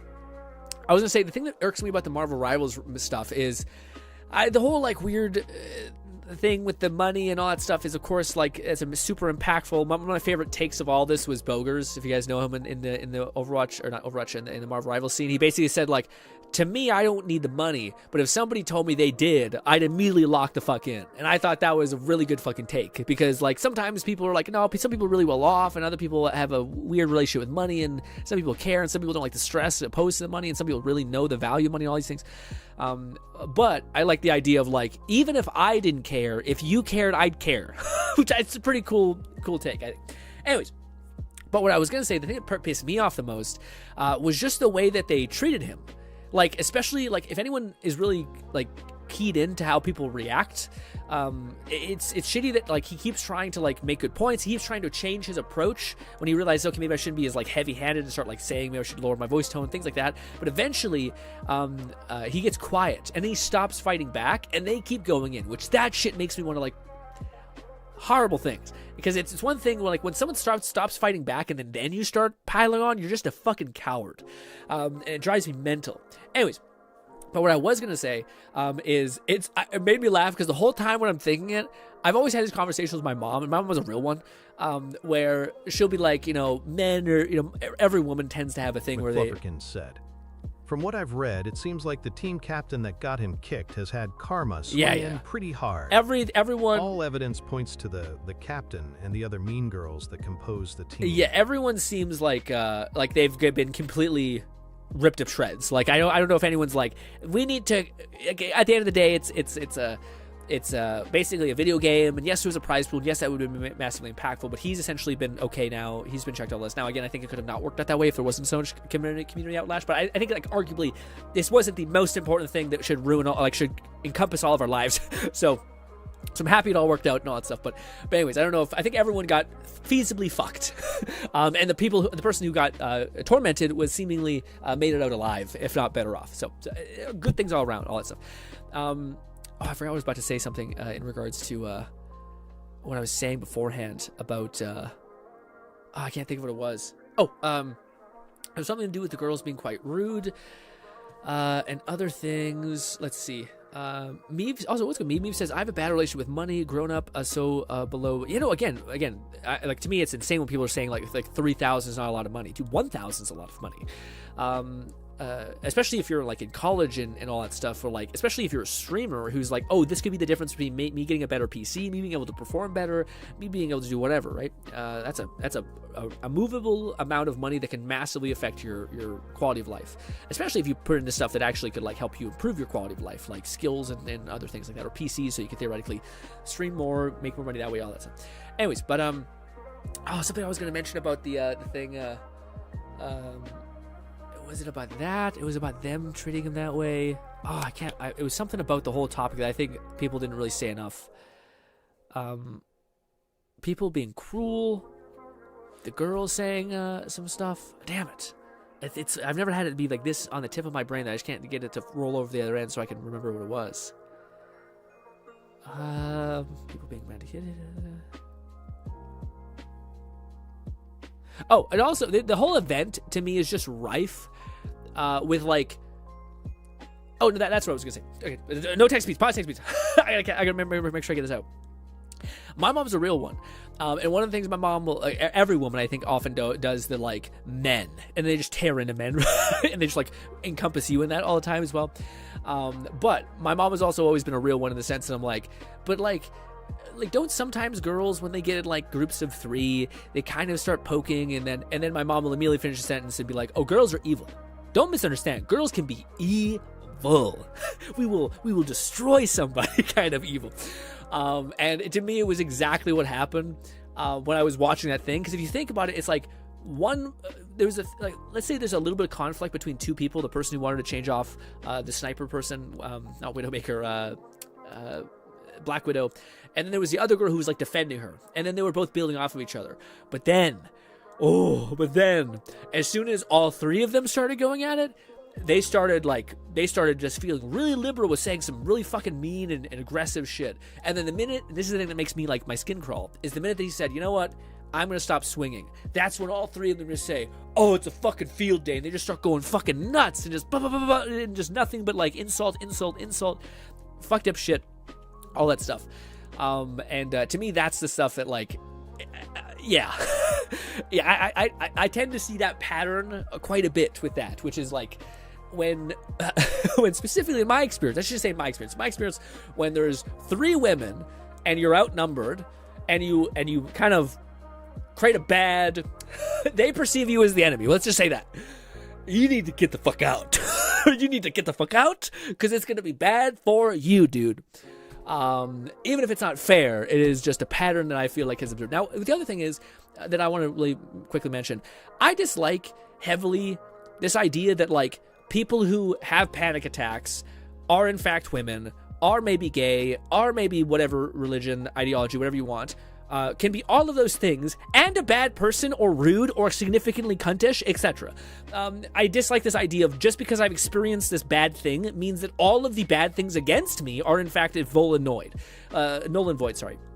That's something that I kept seeing some of them do, and I was just like, what the fuck? This is irrelevant to the fact, like, irrespective if you're getting hate, irrespective if you, oh dude, the one thing that irked me too, I'm not sure, I got kind of locked in. I was playing a gacha game, and I was listening to all this nonsense in my head for a couple hours last night.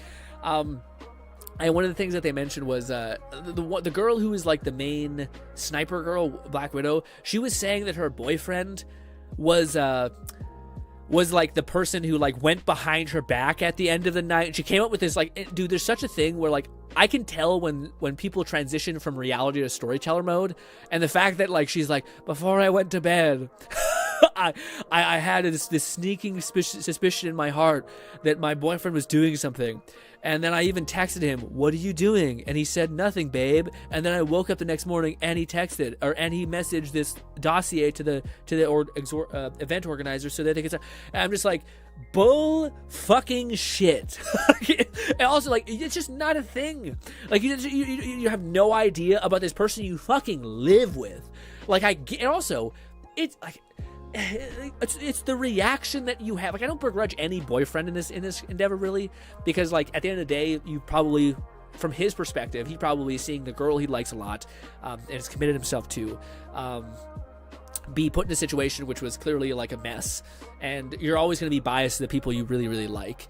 And then, of course, he goes to, like, he probably spends time with her after stream, and she's probably crying or being really upset and constantly using inflammatory language, etc. All these things to, like, and maybe he starts to believe it, and then it all just snowballs. So, like, I would never begrudge someone for having that reaction, because I feel like most of us could be subject to that reaction, you know, especially if it's someone you deeply love. You just hate seeing them in pain, even if they maybe somehow, like, earned or deserved that pain in some capacity.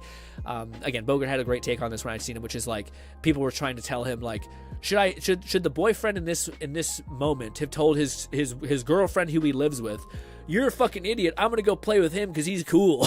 Like, what do you not live in reality? Like, she's like, "No, it's my fucking person. I gotta try to, what do you call it? I'm gonna try to mitigate the situation in real time, and then hopefully after the fact, I'll talk to her and be like, I don't think they meant it that way. I think there's that. Well, let's handle it this way because I think this is much better." You try to, like, improve and save the person who you've committed yourself to, not just fucking throw them under the bus like there's fucking a wet blanket. You know. Anyways, I don't know why we're throwing wet blankets under the bus. Anyways, let's see what this is. Hey, Fred, give me a pizza with extra cheese. Extra cheese. And vanquish the evil of our world. Hold the evil? What we learned from this is that the 40k doesn't matter. What does is the vibes. Also, does the BW's cry session also have 250 ping? I don't know what the last bit is. With love and kindness. I'm like the deep reference. I didn't get all the bits. Hey, Jimmy. Time for you to become the person you want to be. That one hits for me. No more self-destructive thoughts. This ape has realized that he often suffers more in his imagination than in reality. And despite the hardship in his life abound, and it can always get better. It can also always get worse. Side thing. I always like to think about that. So, that's to me one of the most beautiful quotes ever. Life can always get better and can always get worse. So that you're grateful when things are good, and you're at peace when things are bad. Also, this one is great. I wish I would have showed you guys that perfectly the first time because it hit so well. Because especially how they're so fucking desynced. Hey, Fred, in their way, in their communication. So yeah.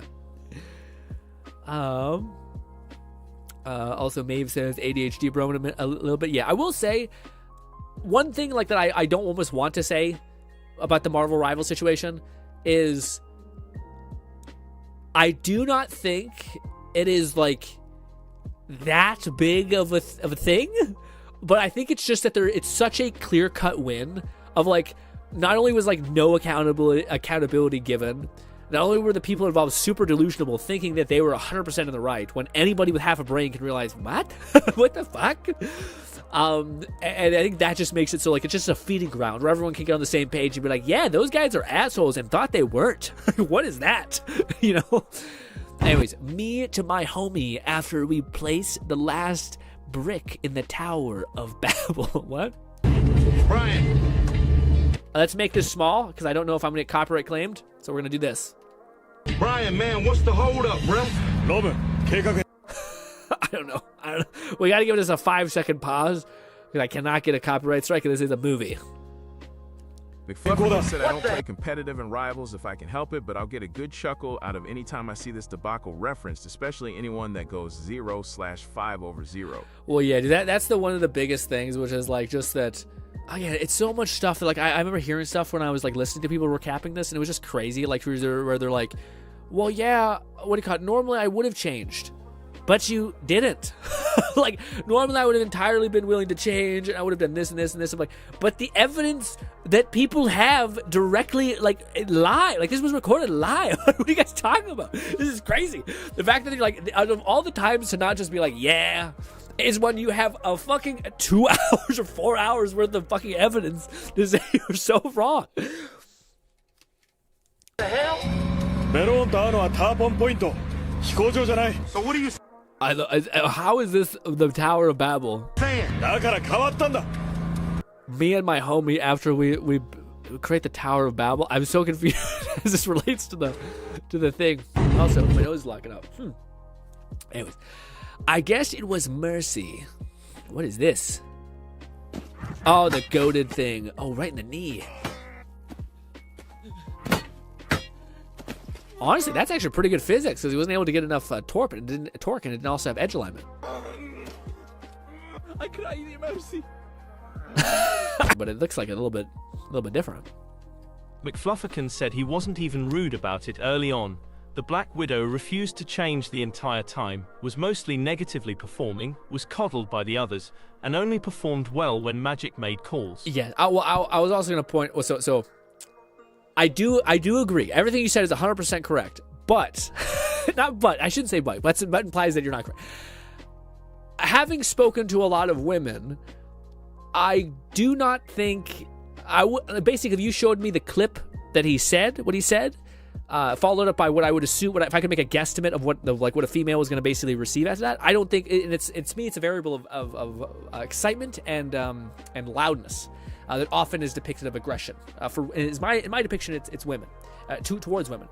Again, that's not a bad thing. It's just in my experience, on pattern recognition, this is what I've noticed.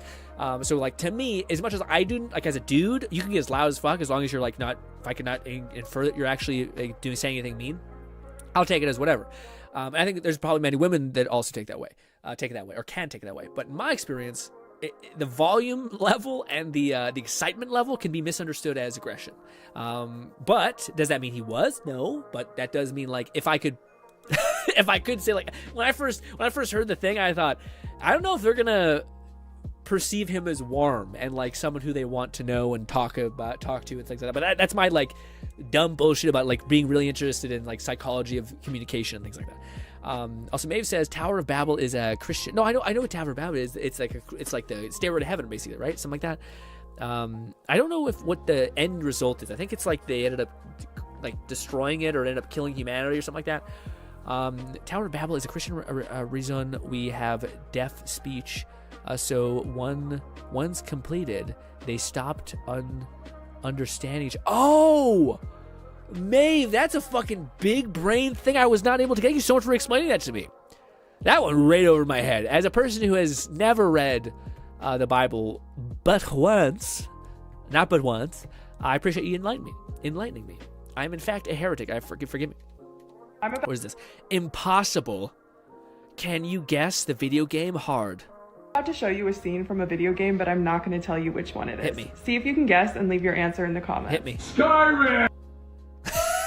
What? McFlufferkin said he maintained the same amount of excitement or passion for all of the evidence provided up until the end of their scrimmage, and he was going to unwind with some ranked. Got kicked during that. Oh yeah. No. Again, I know.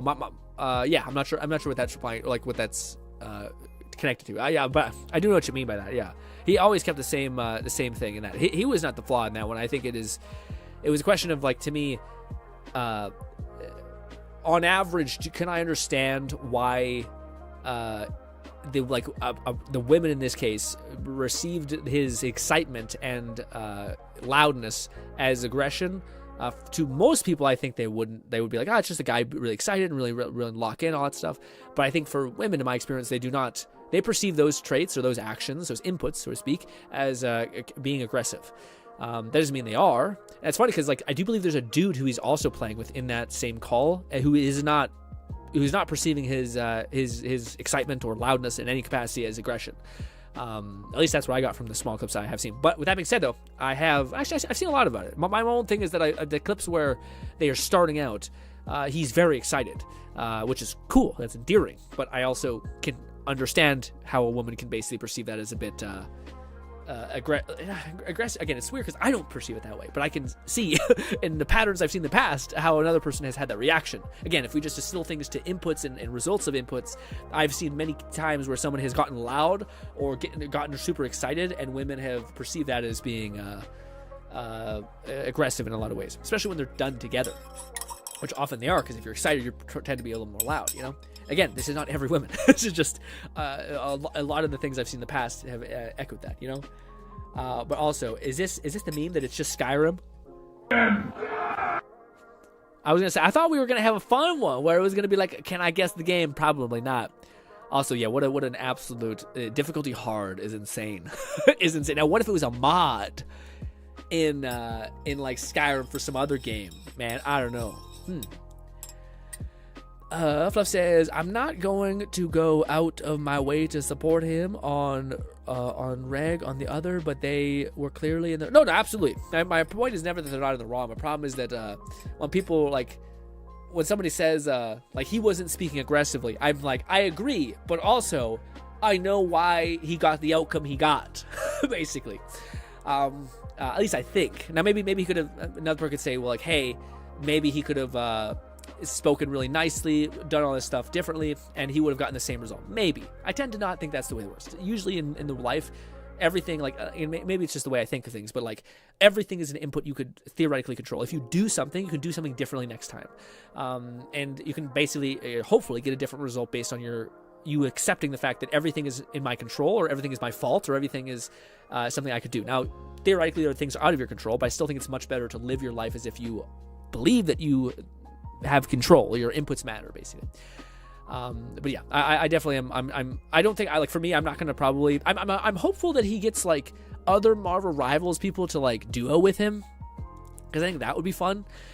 It doesn't seem like he seems like an entertaining person relatively. I just don't know if I've seen enough from him to be like, I'm going to lock in and subscribe to this guy. Because how I subscribe to people is usually it's usually almost always a person that like picks one thing specifically, like a character that they like a lot, and then just dump time into them. It's funny because it's kind of like the sniper fucking for me. But I just don't. If one of my people, if I seen them being like, I used to follow Moxie, a guy named Moxie in the community, but I found sometimes he kind of rides that like I'm the best and everyone else is the shit kind of stuff that you classically see in like competitive games, and to me it always rubs me the wrong way. That's why the people who I like the most are like Jeremy and Bad GD. Bad GD is one of my favorite out of all of them, and they're always like really good about being like, no, it's my fault. What could I have done there? I don't know, but like they're not very like, fuck, my team sucks ass and everyone's fucking the worst, and what else could I do? I'm carrying them on my back and all that shit. You know, I will say though, going to 18-2 is insane. Insane.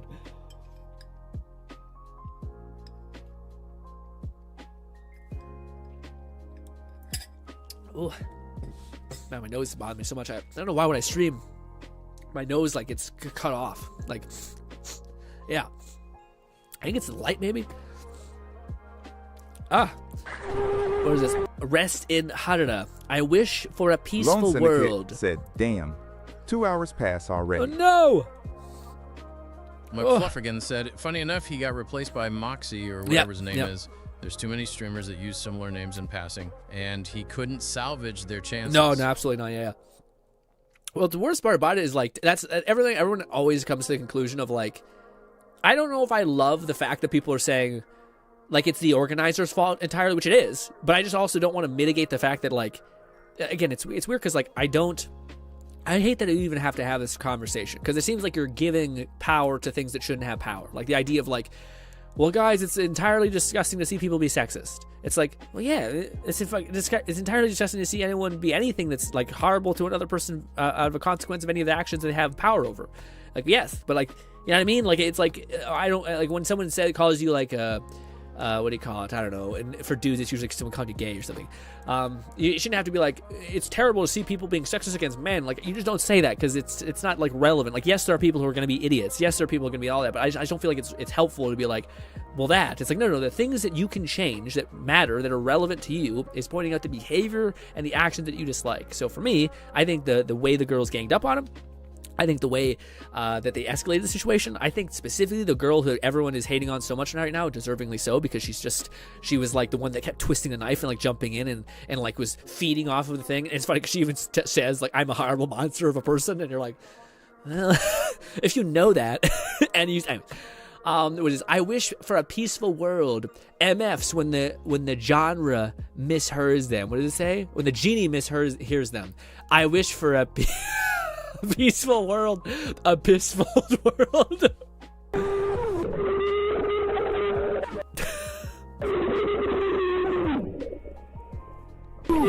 Also, is it beer? Is he just in beer? I think it's a beer thing.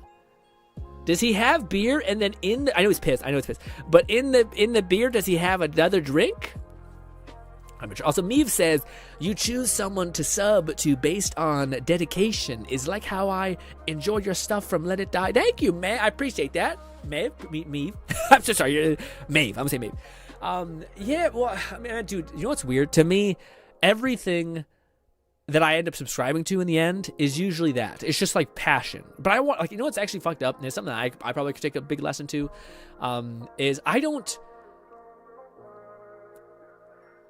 It's rare that I subscribe to a channel that does too many things.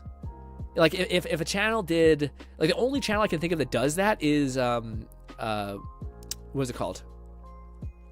Sea-Dog. Sea-Dog and Iron Mouse, which they kind of, like, play everything. But honestly... why I'm following them is for them, like them specifically interacting with each other. That's the thing that like I find myself gravitate to. So like, I outside of those two specific instances, it's always like channels that like, dude, I found this channel. It's so fucking crazy. I kind of want to show it to you actually, guys. Well, let me show you guys. It's a channel. Should I show it to you guys? This is kind of a really, really weird aside. But hey, I think it's pretty cool. But it's a channel that basically does. Let's see if I can have it. If I click my home feed, will it show me? We'll just bring up one of them. Let me see. If I do 3D painting, there we go. Yes, this is the guy. He's called Ground Effect, and he just paints these like insanely high detailed statues, but they are insane. I want to try to. Yeah, it's perfect. Let's do this one. He's also like an extremely good, charismatic thing, but this is just like I've been watching these, and it's just him.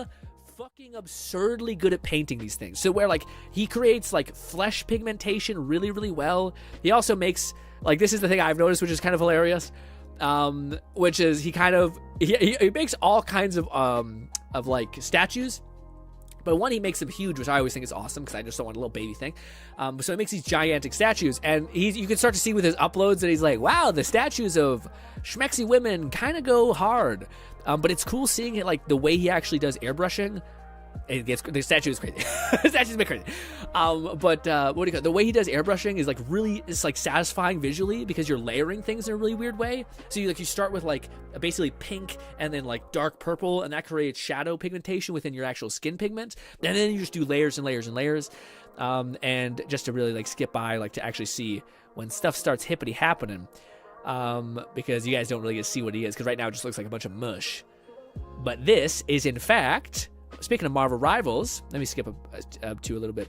But it's so weird seeing him like use these different paints and the world of that is that. And it looks a little overwhelming, but it also looks like weirdly attainable in some times. But anyways, let me skip to like the actual end product, basically, where it starts making things come together. Let's get to the actual bit of business. There we go. It is, I don't know if I love this aspect of it, which you're holding a severed head, all that. But the fucking like line, like the contrasting of the skin looks weirdly realistic and whatnot. And it's crazy that you can go from like pink, like bright pink, to eventually that. And he has better ones, but also just diabolical. But anyways, needless to say, these are the ones that always do really well on his channel. But this is a channel that I found that it's like, he just does this. He just basically prints these things and paints them at a really high level. And as you can see, he makes some crazy ones. But he has other ones that are like, Donald Duck and all that stuff. Lone Syndicate said, "Guy it damn." God damn! Yeah. But there's a lot of cool ones. But it's cool to see like that world. Oh yeah, does The Witcher. But anyways, also yeah, you can just tell like this is 28,000. What do you call it? What's the Donald Duck one? I can't even see it. Anyway, yeah, this one is insane. This one is diabolical. This one might be from a meme that some of us have seen, some of us haven't. McFluffykins said, "I've got a figure on the way of Froppy from MHA, but it's a variant where they use a paint method that makes it look 2D/cell shaded." Oh yes, so that's the other thing where like there's such a cool world of that, of like the painting aspect of it all. That's why like I recently. I don't want to like jump the gun and get an airbrush. Airbrushes aren't that expensive. They're like $50, which is not out of like insane, I think. And I already have an air compressor, which is cool. But anyways, that's why I'm starting to do this one. This is the one my brother got me. Basically, it's the what's it called? The guy from solo leveling. But I want to try painting this, and then I want to like develop painting with a brush slowly, and then hopefully move to airbrush. But the airbrush is also something that I think is just like probably a good thing to learn both. Anyway, let's look at it. Oh, actually, no, we probably got to wind down here. But let me see. Let's walk back to one more meme. Yeah, T. What does yeah T mean? Boyo. Episode 1. America fire truck. Huh? What? Is that a really? Is this a Japanese fire truck? Huh? The chief said I can volunteer. Oh, I see. This is the meme. Huh? This is like a, yeah.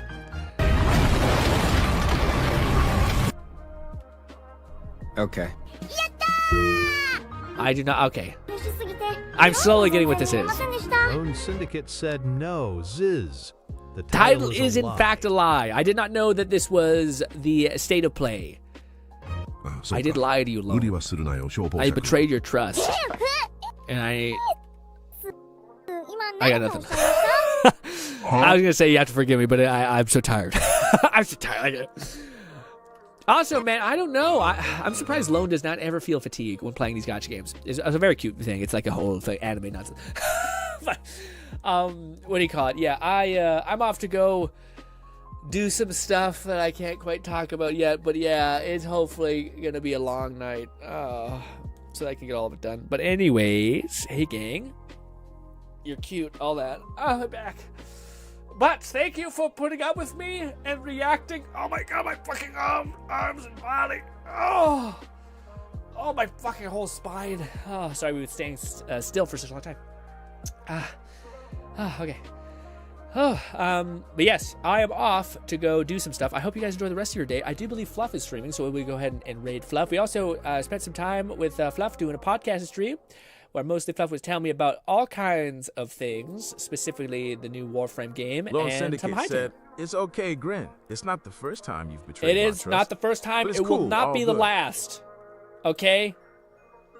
I will say, the first Great Nate time... said, great stream, Grin. The first time I betrayed your trust was wrong. That was fucked up. I'll take that on the chin. All right, the whole let it die, asking you to film stuff for you, and only with that being said, I did make 3 videos. I didn't make as many videos as possible, but I did make 3, so I did do something. But I didn't do as much as I probably should have for the work you put in. This, not a betrayal of trust. I will not cash that one in. This one is, there's a difference between a betrayal of trust and me picking me. Okay, which I feel like you're able to do every now and again. But ladies and gentlemen, I hope I can see you tomorrow. We'll be playing some Hightail, getting after it, and also probably just pausing. If you guys want me to check something out, we could always pause Hightail and do something else for a little bit. It's not Hightail's one of those nice games which can be kind of like an everything thing, where like if you're like, Grin, did you see the thing? I'll pause Hightail and just do it because you pause in that game, and that kind of stuff. But I will have you know, I did play. Lone Syndicate said, 2 hours. Greta, stream Grin. Thank you. I did play a whopping 2 hours of Hightail this week, so yeah. I have some iron. No, it's copper. It's copper, actually. It is iron, too. I do have some iron, too. But yes, I'm rich. All that. Anyways, ladies and gentlemen, hope I can see you once again. Thank you kindly for your time. And I hope you enjoy the rest of your day, as well as Fluff Stream, if you have time to go see what that's all about. Thank you kindly for your time, and goodbye for now, my friends.